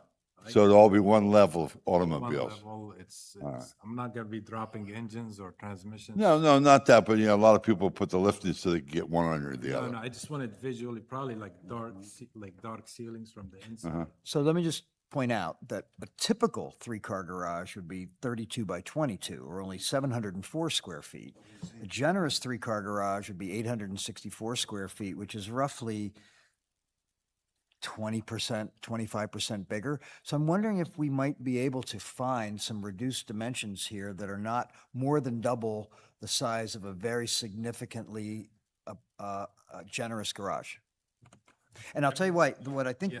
folks are responding to here is elevation number 4 on HPC 5, which shows that the width of the garage in terms of its gable, which is actually the depth of the garage, is almost the same width as the entire width of the front of the house.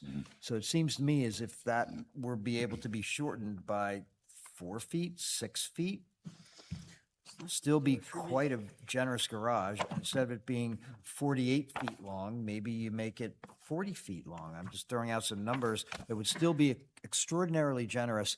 Just trying to find a way to reconcile what you're hearing from my fellow commissioners and what it is you're trying to achieve. The lot is neighboring two other lots, and there's a house for sale that's under contract, 1145. That house, if my lot is like this. Yeah. And the garage is here. Yeah, Let's say the garage ends here, that house is here. correct. And it has two houses, flag lot, and the one left to that is exactly the same. So there is 4 homes, and it's down to the foot. The dimensions are down to the foot, the length and the widths. For some reason, they subdivided them sometime in the past. So I think I understand that, but I think what you're hearing from at least 4 of these commissioners up here is that the size of this, they'd be way more comfortable with a I would like to smaller- see it detached. If it's not detached, I'm not going to be happy, Okay, so- John. I just don't think it's appropriate, this big, long thing. Is there no way to achieve your car storage with a detached building? Zoning wouldn't approve it. We would love to make it detached, but zoning won't approve it. Last time we had the second Yeah, I know. floor ugly bridge, which basically. Yeah, and zoning, Zoning will approve a detached garage. It just probably won't be of the size to. serve Limited to those 30 by purposes. 30. yeah, the detached garage is limited to 30 by 30. If you remember, the roof line was exactly the same, and that's what we dropped it. And I don't want to check the boxes and get an ugly house. To be honest, I didn't love that project a month or 2 ago, but dropping this and making it all glass just made it. I like cars. I really like the cars that you're talking about. I'm kind of a car person, but I think it would be great to have a car museum in Cape May, where you could show your cars. Is there any thought that you could have them off-site somewhere?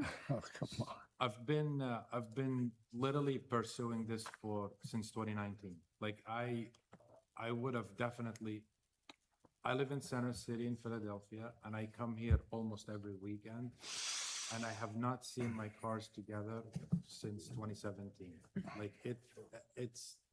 I feel your pain. I just think it's a tough sell for this particular It's site. gonna be my primary residence, so like they're gonna come the moment I get approved and built.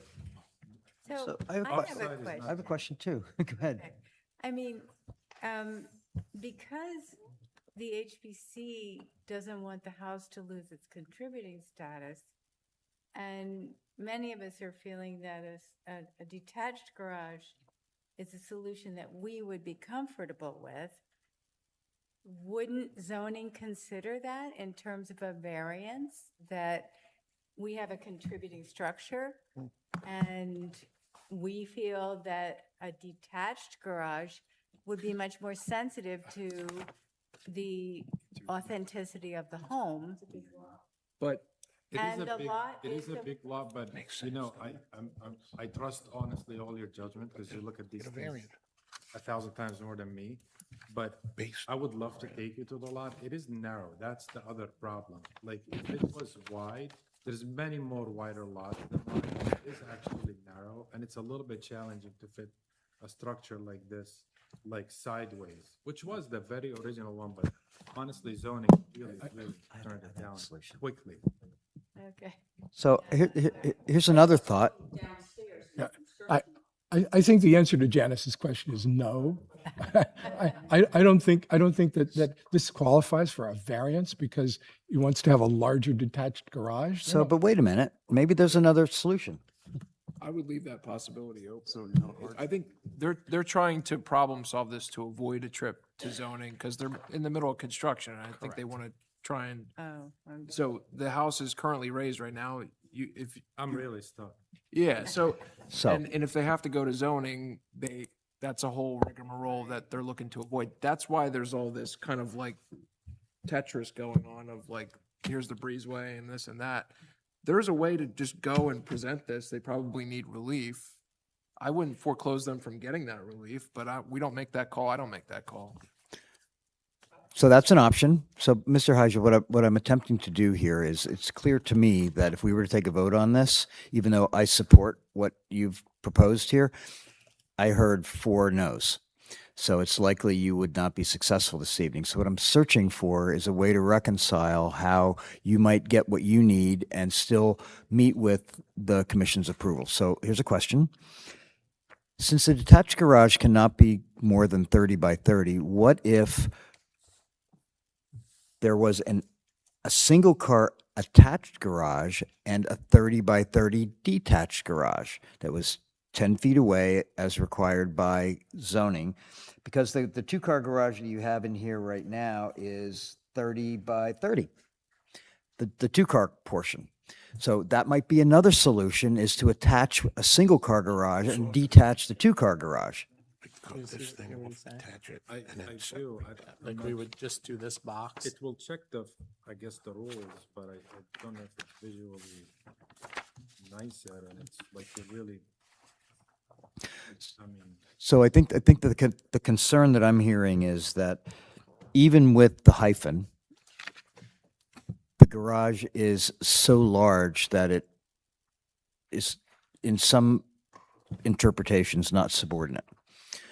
But I also heard that from our comments here that you would receive some support for a detached garage. So I'm looking for a hybrid solution. Would that be something worth considering, is my question.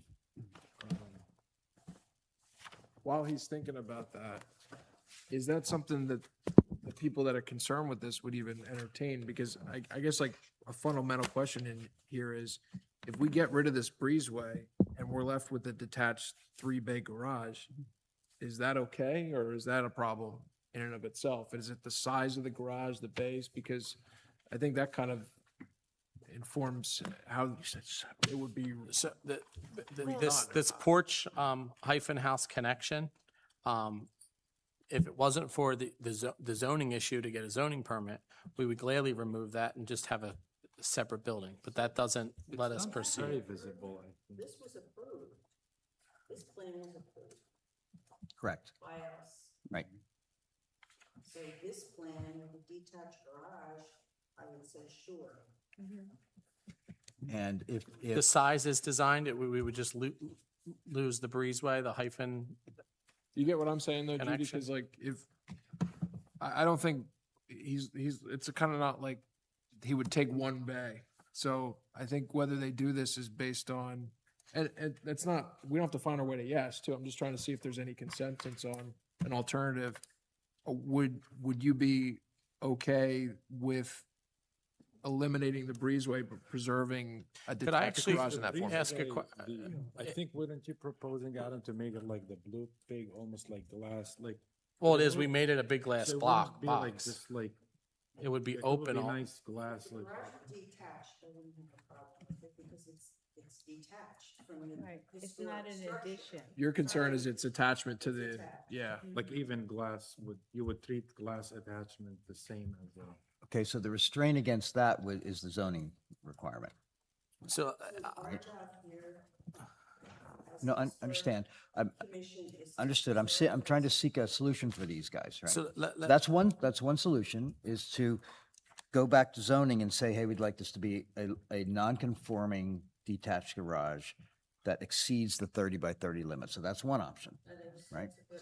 So another option that I was proposing would be to have a single-car garage that's attached with the hyphen and have a conforming 30 by 32 car garage as a detached garage. Can I present two different options Sure. and see how we could massage those for this Yeah. evening? And I think Dr. Hazer will be open to either. In order to walk away with some type of approval tonight, even if it would be conceptual, I basically throw out two different options. One would be to keep it as designed, but lose the rear bay. And then the other would be keep the garage exactly as designed. This would only be able to be conceptual approval because it would trigger the need for us to get a zoning variance. But if the breezeway hyphen area were be removed, would the board be in favor of that? I think you're hearing that that would be a positive move and you would likely receive conceptual approval. Okay. I think you'd rather keep the garage the size as designed, and this was just something we had to do to get zoning approval, but then it triggers the need to go back before the zoning board. Time-wise is. Long. I bet. You're 3 months. 3 months, 3 to 4 months for, I don't have a choice. I don't think I have a choice, so I mean, I'm trying to ask like how, it's almost like, I don't think they're gonna, we're fine with removing this breezeway, but in order to get approval from zoning, we needed to have it here. So I don't know how you word that, or how you recommend that, the way you guys would word a conceptual approval, that you would recommend this with the breezeway connection removed, and then we proceed, but that doesn't let us start building anything until we get Didn't I approval from the hear zoning board. the idea that the breezeway could even be shortened and be attached to a one-car garage? That's one option. And further back in the property could be a garage for probably 2 more cars. You can get a lot of cars in 36 feet, you know. That would be something the zoning board wouldn't have to approve. That's exactly what I'm Well, proposing. the other thing is just to complete construction on the house as approved and deal with the garage later. The detached garage, you could build anytime you wanted to then. Yeah, Just- but he's gonna heavily landscape and put paving in, so it's Well, like, then it's hard wait to to do do that all in 2 that. phases.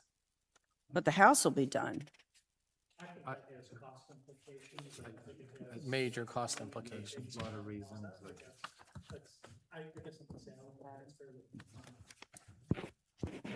John, did I hear you correctly? It's a real big. The back piece, you don't want to take the back one garage line, correct?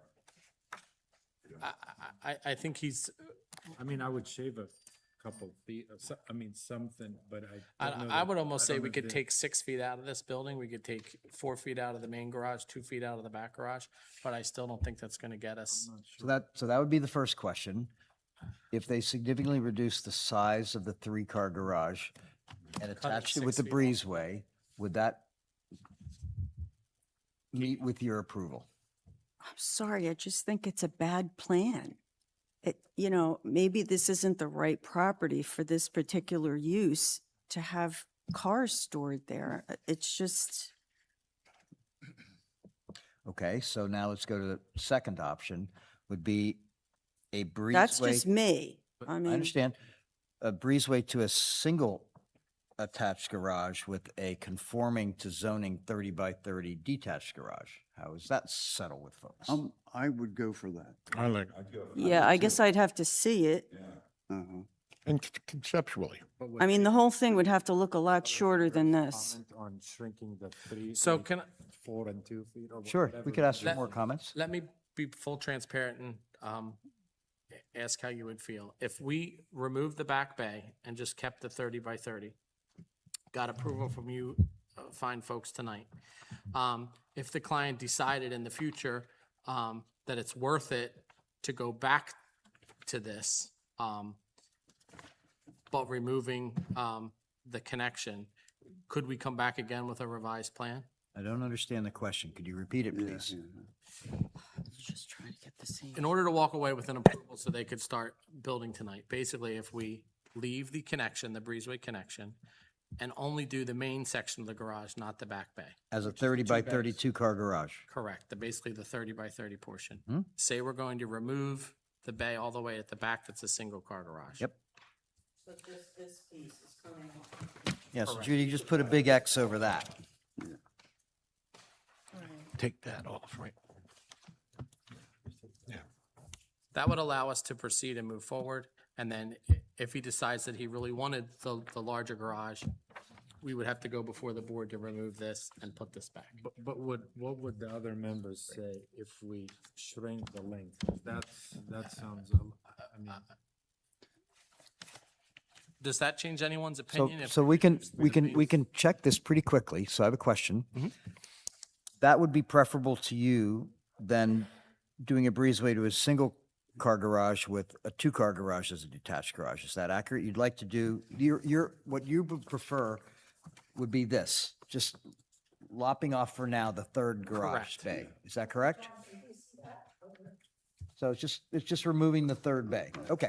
I would like to make a motion that we grant conceptual approval for the proposal as submitted with the deletion of the third garage bay of dimensions roughly 30 feet by 18 feet. And the purpose for conceptual approval is? I'm not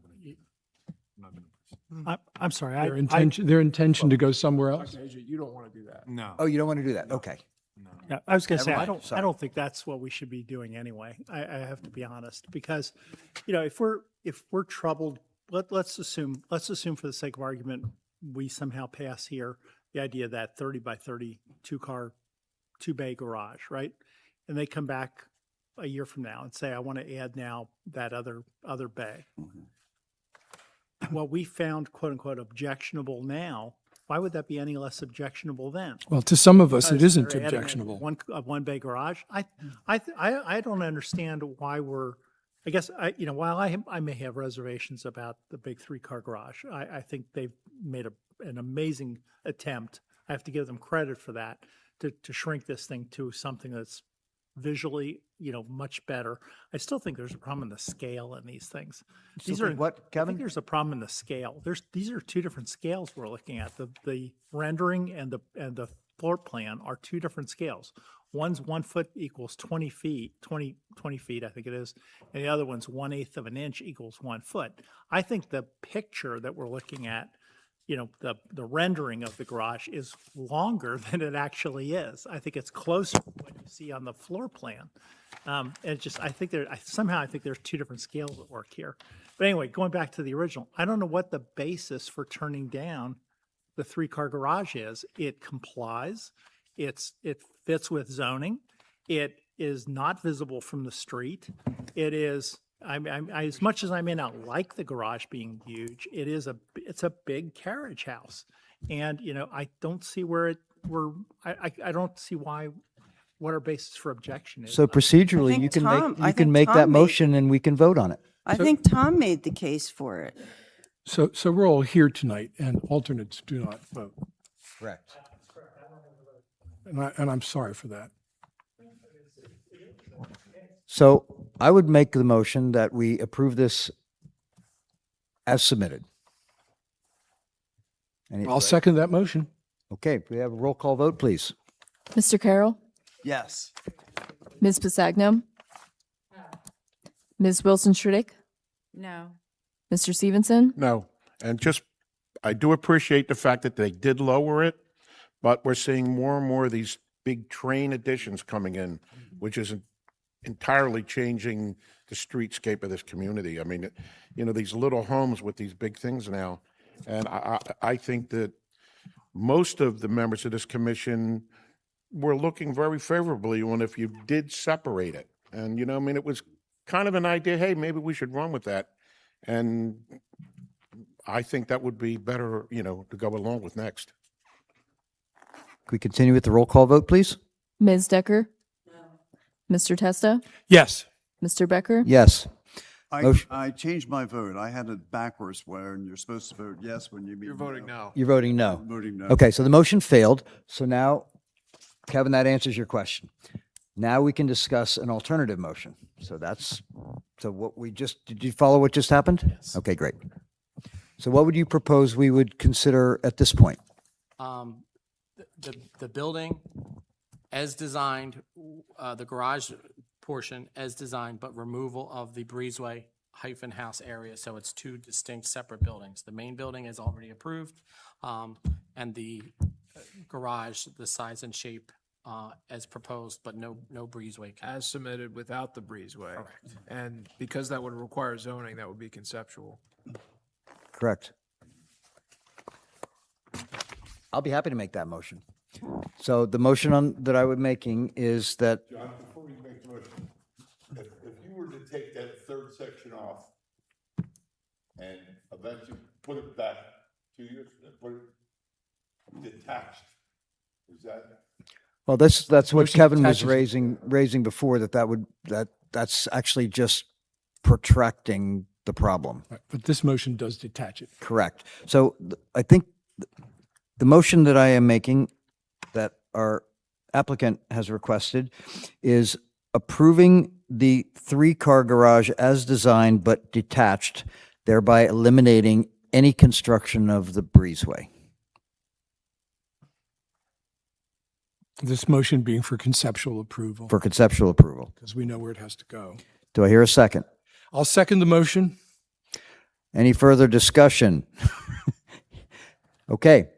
Roll call vote, please. Mr. Carroll, No, because I think we're dumping something on the zoning board that we're just not willing to handle ourselves. Ms. Pasagno, Ms. Wilson Tredick, No. Mr. Stevenson, No. Ms. Decker, No. Mr. Testa, Yes. Mr. Becker, Yes, motion fails. So, I will make a motion that we allow this to move forward in conceptual of the house, the breezeway, and a one-car attached to the breezeway. Let's see if the applicant even wants to propose that. Mhm. So that would be moving this to here and then I that. think he said no to it before. But actually, if this is detached and it's 30 by 30, we would not have to go for the board for that because you're allowed a 30 by 30 detached garage. Adam, we also, Mr. Crosland, we don't have to sit here and make sausage at the table too. So if you guys want to, It's under too much pressure. I don't think I can handle this. Okay. so This would, if this was approved, you could at least move forward with everything else. I don't think I'm in a position to do I don't want to put any pressure on you, but I would counsel you not to make snap decisions. Yeah, Well, I would want to see the plan for that. Oh, yeah. and I think the applicant needs time to consider what he's heard tonight and decide what's, if there's an alternative that they want to propose. So I think we can propose here is that if you want to leave open the possibility of an alternative concept, I think we can still table this for further revision and potentially coming back if you're interested. If not, we can just take a final. No, I absolutely think we can table this because we're definitely going to come back with something. Okay. We just have to decide what that is.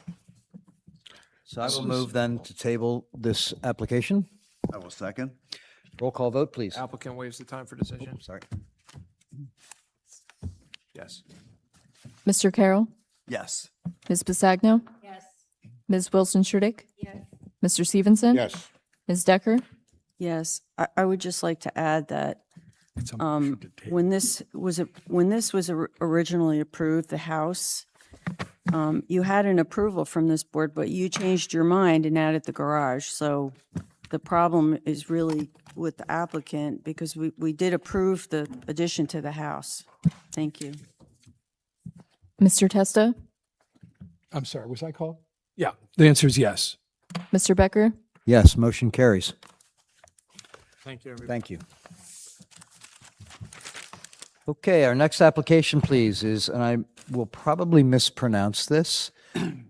Is it Addis? Addis, sorry. Addis Inc. Addis Inc., sorry. At 1317 Beach Avenue. This is for a pergolas and temporary planters for a non-contributing structure. If you could just please state your name, your role in the project, and your address, please. Microphones to green.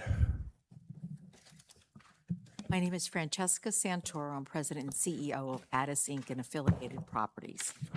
Sherston Axelson, Special Assistant to the owner and the President and CEO of Addis at 1317 Beach Avenue. Thank you. The floor is yours.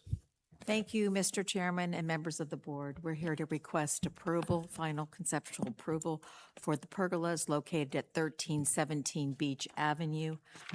The package was submitted, Sherston submitted a complete application package to the members of the board for your approval. It is our intention to erect the 5 pergolas. They will have indigenous species. We're looking at a honeysuckle, which is coral and pink color, with maybe some intermixing of some white just to give that additional smell and odor. And then we are also looking at having electric or rechargeable lights for the tables, so there will be no electric out there per se. The floor is yours to ask us any questions. Oh, and by the way, we will take down the temporary planner that was there for the 250th anniversary by September 15th. So the floor is, your questions are up to you to ask us. Can I start? You may. One of the cut sheets that shows the pergola that you're using is on a built-up platform with stairs up to it. I think you're just thinking of ground, that you're going to Ground start on the mounted. ground where it is. Yes. So the pergola will be at a very typical, like maybe Flush. 9 foot high up in the air over the seating areas. That's absolutely Okay. correct. And Yes. then the top of the pergola will be used for the flowers and everything that you're going to plant on it. That is correct, Mr. Carroll.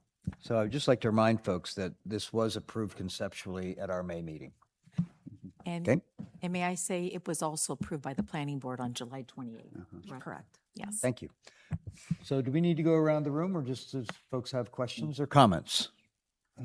I just think that, it's a 1950s, 60s, 70s, big old concrete hotel. And I think introducing the landscaping elements and the wood really softens it for the streetscape.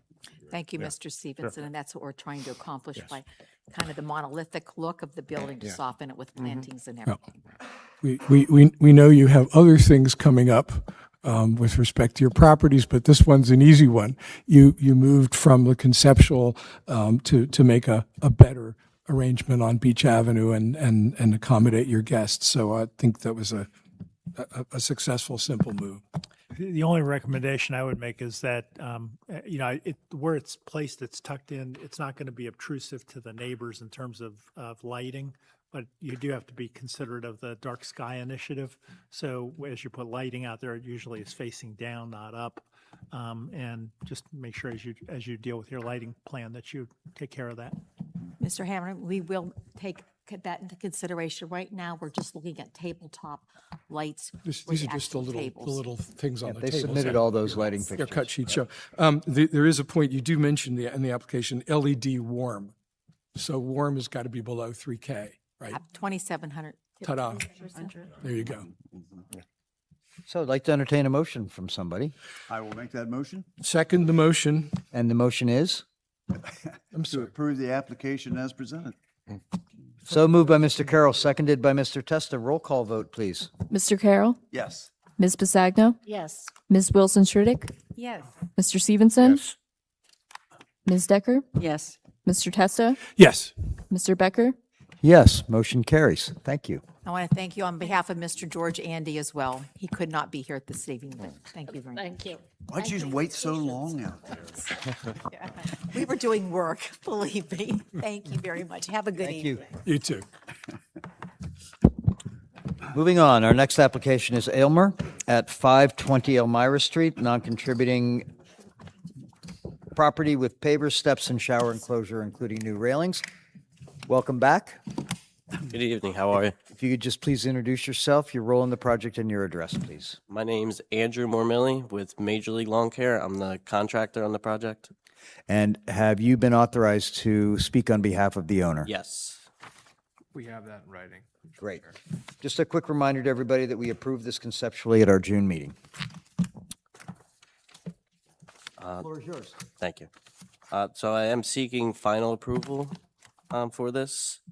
I did get a permit from the zoning, and that was approved, and everything was finalized with that. The biggest factor for the conceptual was the aluminum railings that were, so we did switch that to the wooden railings that are going to be wood with coming down both sides in the front and be painted white. As far as the other items, the permeable pavers will be for the driveway and back patio area. The brick veneer, as was mentioned in the conceptual meeting as well, that on the rendering, it did show vertical, so we did make that adjustment for them being horizontal. And now it looks like a real porch. Yeah. And the shower enclosure will have a just a natural stain on it. So I think we can probably not have to go all the way around the room here. Are there any questions or comments for our applicant? Kevin, microphone, please. I think it's just more general counsel. So this property was, apparently had a structure on it that was demolished somewhere between around 63. And this was built between 70 and 84. I think one of the things we need to consider as we approve and or, deny applications, and I think, this is a good example of one that I feel good about as you vote, is, someday this is going to be a historic cottage. It's going to fall into it's in our historic district now. One day, as things continue to age, an HPC, beyond us will have to vote on something like this. And I think it's important on us that we think about retaining those architectural characteristics and things like that on a piece of property that isn't contributing today, but might be contributing, another 30 years from now. And I think they've done a good job of doing that. And I think it's, that makes me feel as a commissioner that, we're doing the right thing for the district as well. One more comment. Please. This picture of your railing and the measurements on it say that top rail is 5.5 inches across. The top, The top piece is a correct. flat piece on the top. Yeah, it's a typical 1x6 piece of wood. That's not something people typically grab with 5.5 inches versus something you can get your hand on to steady yourself as you go and use stairs and want a railing. Okay, we could switch it out just for a typical 2x4, which would be 3.5 You inches. could put a little design on Or, it too, like. yeah, we you could- know, a 2x4 and a little Could you do a garage little door angle to the handrail? top. Yeah, just which would like help attach her a run handrail, off of it. like, Yeah, I just don't think you would find that to be a very good handrail. okay. That's all I have. So that's a modification. So what is being proposed here is a modification. And the question I think that we would need to ask of you before we could move to approve this is, what would you propose for a handrail solution? Let's see.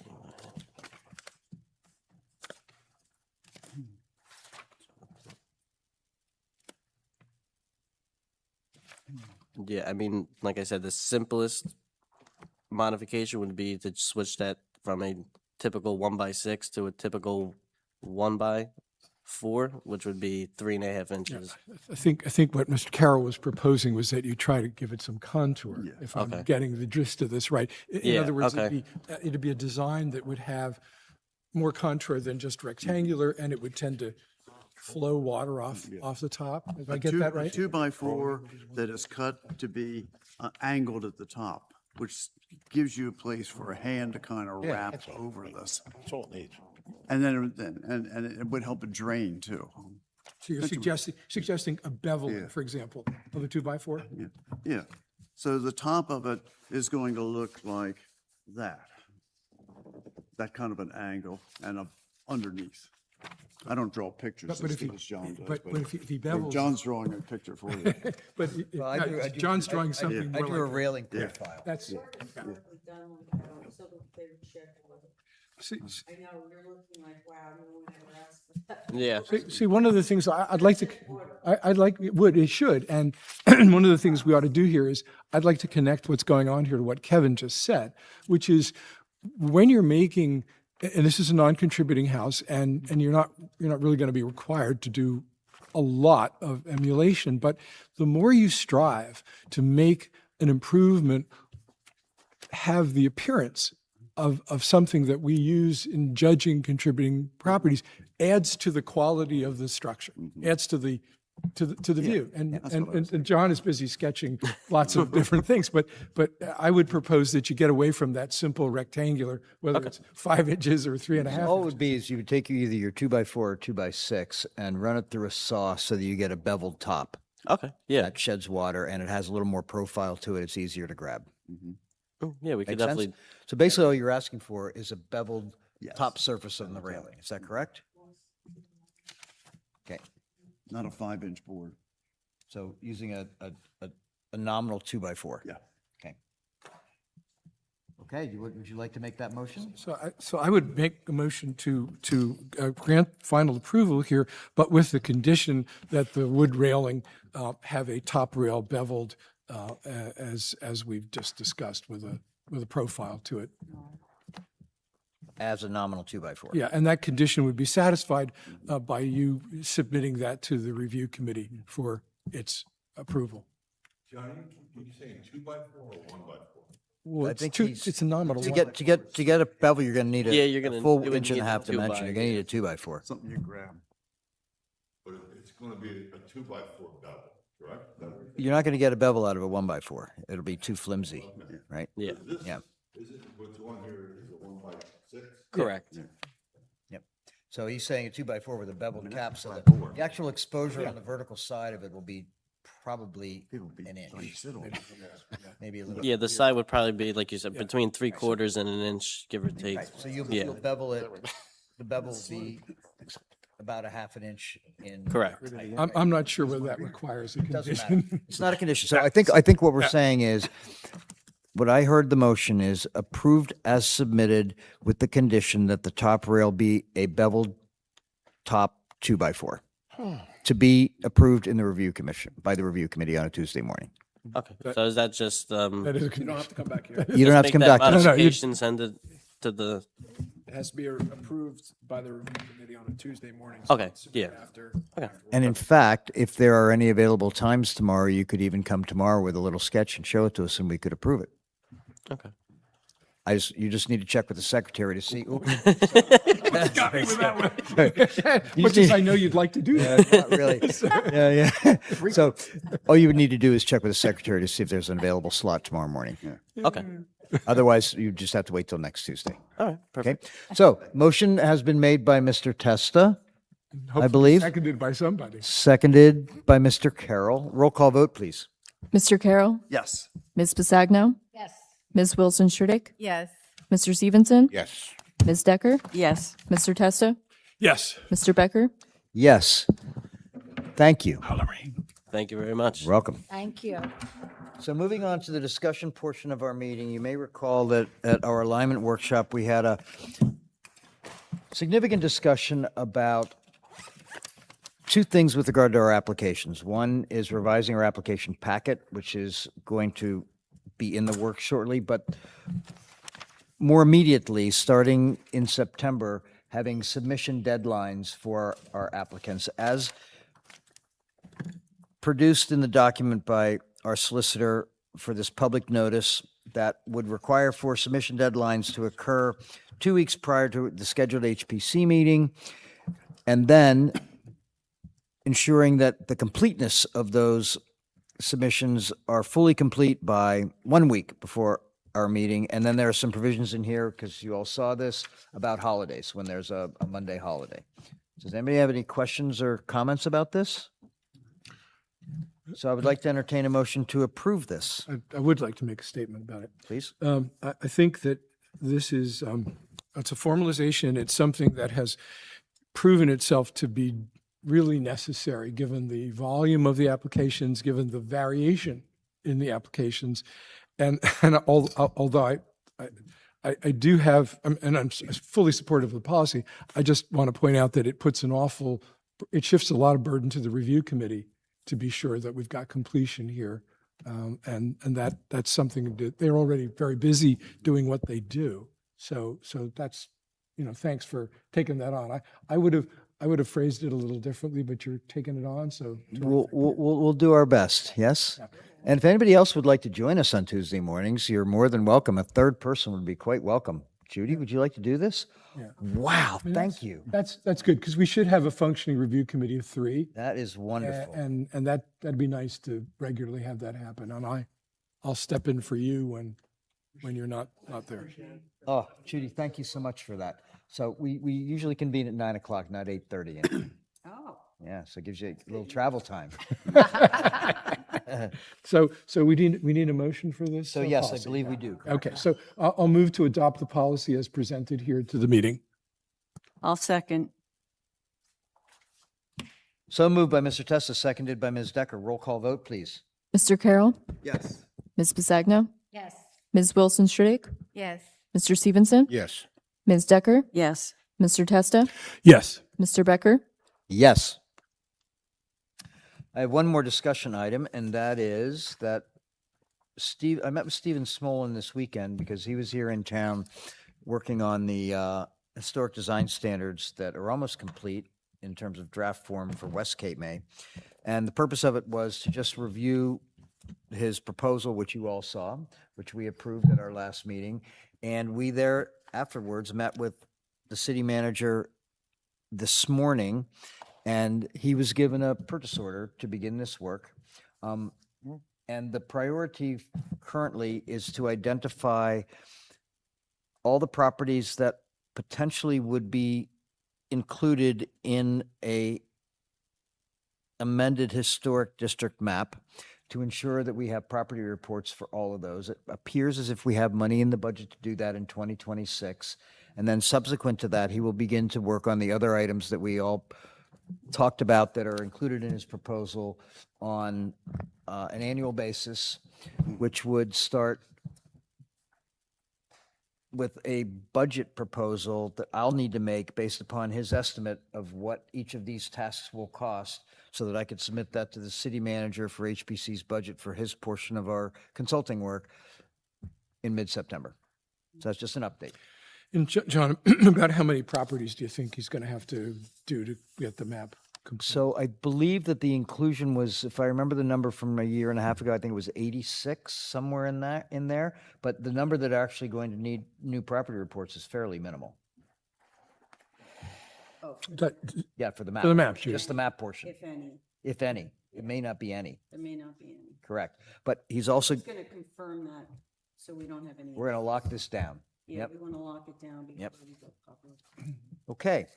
So, we have, our applicants have returned. Would you like to speak with us again? We would welcome that. Please join us.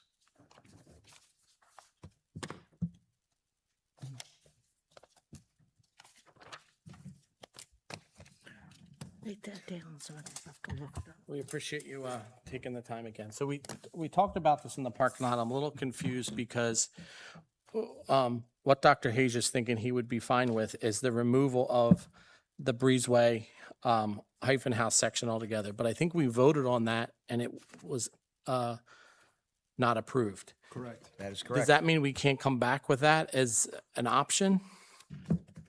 You have to do more persuading, I guess, what I mean. Like, we could actually revise the drawings and come back with that. We just don't want to spin our wheels. We think that would go before the zoning board and get permission to do that. But then if we come back here and get it denied again. Conceptual, though. We did a vote on as submitted, and then we did a vote on conceptual as submitted with the elimination of the breezeway, understanding you would have to go to zoning for that. Right, but I thought that was That was denied. voted down. Right. Both motions failed. Yeah. So we both thought we heard some of the commission members say if it was a completely detached building, they would change their no vote to yes. So that's kind of what we're thinking about doing. But like I said, we don't want to be spinning our wheels. I thought that, Adam, I thought I heard like a hint of that, and then we actually took a vote on it, and that Yeah, was it the improved that. conceptual, and it was voted down. So let me ask this. The specifics of that motion were that it would be the three-car garage as designed with the elimination of the breezeway. What didn't get a motion attributed to it was a three-car detached garage that was smaller. I don't know if that would change people's minds or not. That's kind of what we wanted to know, why everyone was together. So Okay, we're not so I don't think we need to have a motion for it. Maybe we can just informally, would that seem more reasonable to folks, a three-car detached garage that was smaller? Smaller. Okay. Start from the beginning, Rick. Exactly what's that going to look like now? So we don't know. That's for them to consider. That we don't want to ask them to design So- that tonight, right? We're just roughly thinking cutting about 6 feet off of it. So it's a larger bay and a smaller bay. So we could do like 4 feet off of the large bay, 2 feet off of the small bay, reducing it yet one more time. As a detached garage. As a detached garage, and then removing the breezeway portion. But we just don't want to go back to the drawing board and come to the meetings if we don't get a consensus that would approve, that would pass So the. the depth of the HPC. garage you would reduce from 30 feet to roughly 26. 26, And then okay. the other one we would reduce from 48 feet from to 14 down to 12 or. But it would be Oh, I meant that. detached from the building. You got two buildings. Two buildings. Correct. Like No. the length. So it's 30 by 30, so I was confused by which dimension you were saying. So yeah, Correct. the 30 would go to 26. Yeah, And then the other side is 18, so that one will go down to 16. but it would still be a three-car garage, so there would be 3 bays. Correct. Okay. So I think what you're hearing is if you were to reduce it by that significant amount, that folks, I think, are supporting that as a potential move that you would need to come back and present to us with drawings. That we just don't want to start the process of getting a variance together if we don't think we'd be successful. So we kind of wanted to pick your brains while everybody was here. Okay, so this is an informal. I mean, I'd want to see the drawings. Right, we don't have any drawings. We're Informal just views saying- on a conceptual approval. Yeah. I'm sure you understand that we've come to numerous Tuesday morning meetings and we think we're there. And then we come here and get shot down again. So we're just trying to see what it is, what concessions do we have to give to know that we would at least have our, 4 or 5 yeses to be able to pass the HPC. One of the things you have to understand about zoning and zoning decisions, and we are part of the zoning board, is our decisions aren't just based on the current owner of the property, because this property may be owned by other people. Cape May, the So whole town, as it's much not as I just one owner. empathize with your position and your love of your cars, we have to think about the future owners of the property. So all zoning decisions are based on the property itself and not the owner and the owner's issues. So please don't take it personally. No, I will never do that. What if we shrink the garage, the 6 feet Adam mentioned, lower the roof, keep it attached? Would that appeal to you in any way? I mean, come with both proposals. As long as it's detached, I think we'll look at everything and see how we feel about it. I wouldn't take, and again, I know you're not looking for take it to the bank. You're looking for, can we do something here? The two main things that I heard, and anybody can jump in here and correct me if this is a bad summary, but separating the garage from the contributing structure that's already been altered to put a clean, this is separate. That's a really important part of it. The second part was whatever's back there is already kind of too big, even if it's long. And even though that Dr. Asia mentioned, hey, there's a flag lot here, there might be an appropriate concept in some formation. But I think the HPC members that were saying no were concerned about the scale of even what was on that floor. So separating it and then also scaling it down, which is I think what you guys are talking about. Yeah. But I think maybe what they need to know, or would like to know, really, I mean, we're having an informal discussion here, is 3 bays just too much for the HPC? And that, if it is, that might be something that could help for their planning purposes too. But if the HPC is generally remains open-minded to that, provided the right design might come in that's scaled down and separate, you leave that door open, I mean, that's something that maybe they can take back to the drawing board as well. Should I give up on the idea of keeping it attached, keeping 3 bays, but scaling the three a lot. Is that an idea I should? I think based on the give up? 2 votes that happened tonight, Doctor, it's the only workable scenario. It sounds to be a separate, detached garage concept because of the impact on the contributing structure. That was the concern I heard. And that was the purpose of making those motions and voting on them, so you could see those votes and therefore give Well, you a some lot of the direction. Comments were on the length of the building. Once we detach it, it's not this long, never-ending structure anymore. So we're just trying to find out, anyone that voted no, let us know what you would recommend that would switch your vote to yes. But the no's kind of give you that information and that it needs to be separate, and a scaled down version may be, it sounds like there's some open minds to that concept, but they have to see a design, unfortunately. Well, yeah, we'll go back to the drawing board, but that we don't want to be spinning our wheels, which is why. You, you may even face an enhanced review committee if you choose to discuss this again, because Ms. Decker has agreed to become part of the review committee. So you'll have a, She'll be there. Excellent. That was one of the questions I was going to ask. Could we get more eyes on this just to know where well, we have a better that's, chance when we actually. it's at least 2 more eyes. Well, Okay. I would like to add, Scaled drawings. Yeah, absolutely. I would like to add, applications going before the zoning board are hardships, not a need to have an extra luxury, but something that really is a hardship. And a hardship can just be, that the property lines are so irregular that we can't get a house to fit on it. But, I don't think you're really talking about a hardship just to have a museum of cars on your property. I would not like to send something to the zoning board that really is against what the zoning says should be allowed, that we've approved, and we're going to send it on to see if you. Well, Tom, Hey, we're gonna be respectfully nice though, guys. if we've done our duty in terms of our standards, that's really up to the zoning board to decide. And there may be other grounds besides just hardship. It's up to them to decide whether they want to grant it or not.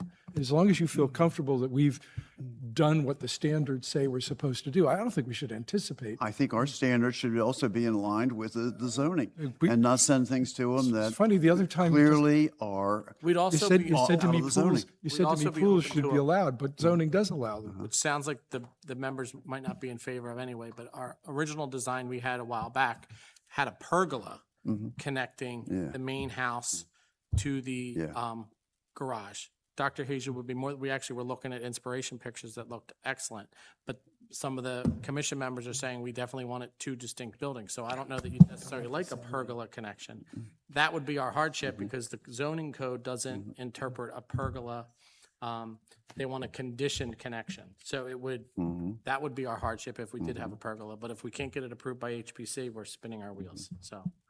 You can also do a benefits analysis. It's hardship and benefits of zoning. So, but we don't need to get into that right now. If we'll leave that to zoning. So I think what you're hearing is that a fully detached 3-car garage of reduced scale would likely be looked upon favorably, but we need to see its design before we can respond accordingly. We'll get started on the revised plans. Is that fairly presented, everybody? Do you prefer it as far back from the house as possible or close, or that doesn't really matter? It's a scale matter. Whatever you And we'd be, prefer. Yeah, about 20 feet. Or- Yep. That's substantial. Yeah. I think farther back. and that would be, if we come to the review committee and the review says 10 feet further back, we'd be more than open to push. I mean, there's plenty of room back there, though. We're concerned about the contributing structure. That's basically our focus. And we appreciate that this is a real challenge, and we don't like saying, I don't think we like saying no. I mean, it was nice to have 2 that we could say yes to tonight. All right. So thank you. We kept everybody late enough. We appreciate it. Oh, no, it's not done here yet. Thank you, guys. Good night. So everybody received today via email a proposed resolution for going into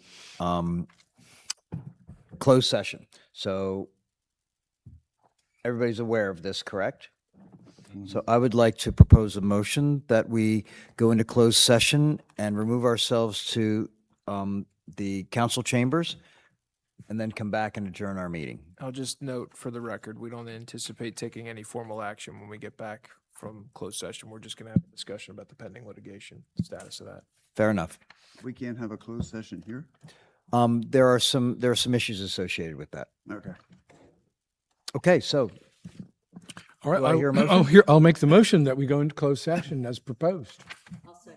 so moved by Mr. Testa, seconded by Ms. Decker. Roll call vote, please. Mr. Carroll, Yes. Ms. Bisagno, Don't clean up, we're coming back. Oh, we are? Ms. Wilson Churdick, Yes. Mr. Stevenson, Yes. Ms. Decker, Yes. Mr. Testa, Yes. Mr. Becker. Yes. All right, so let's all head up there. All right. Sign on it. Up to you. You're the chairman.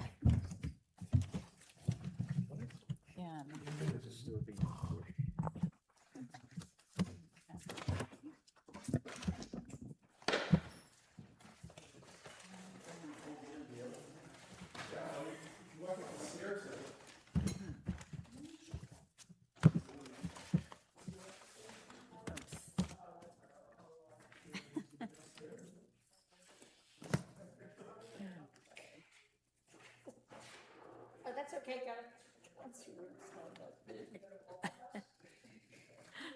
All right.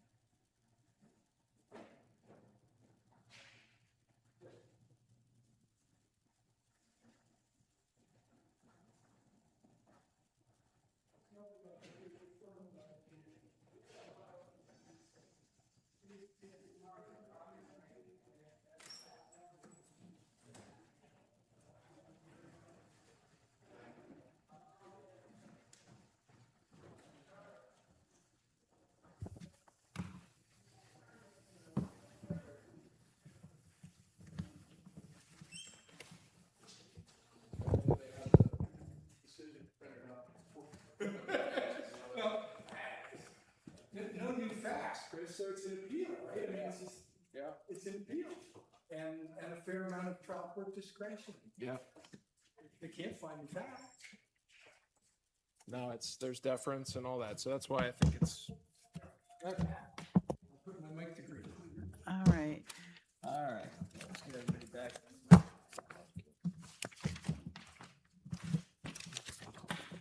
We're not going to make this longer. are we? It's going to be a motion to adjourn pretty damn soon.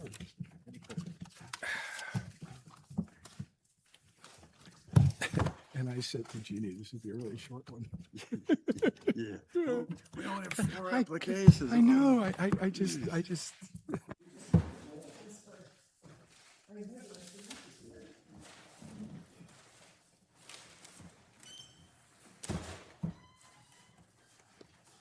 Okay, folks. It is now 8:52. We'll return from closed sessions. Are there any other discussion subjects that you'd like to raise, anybody? Hearing none, I move to adjourn.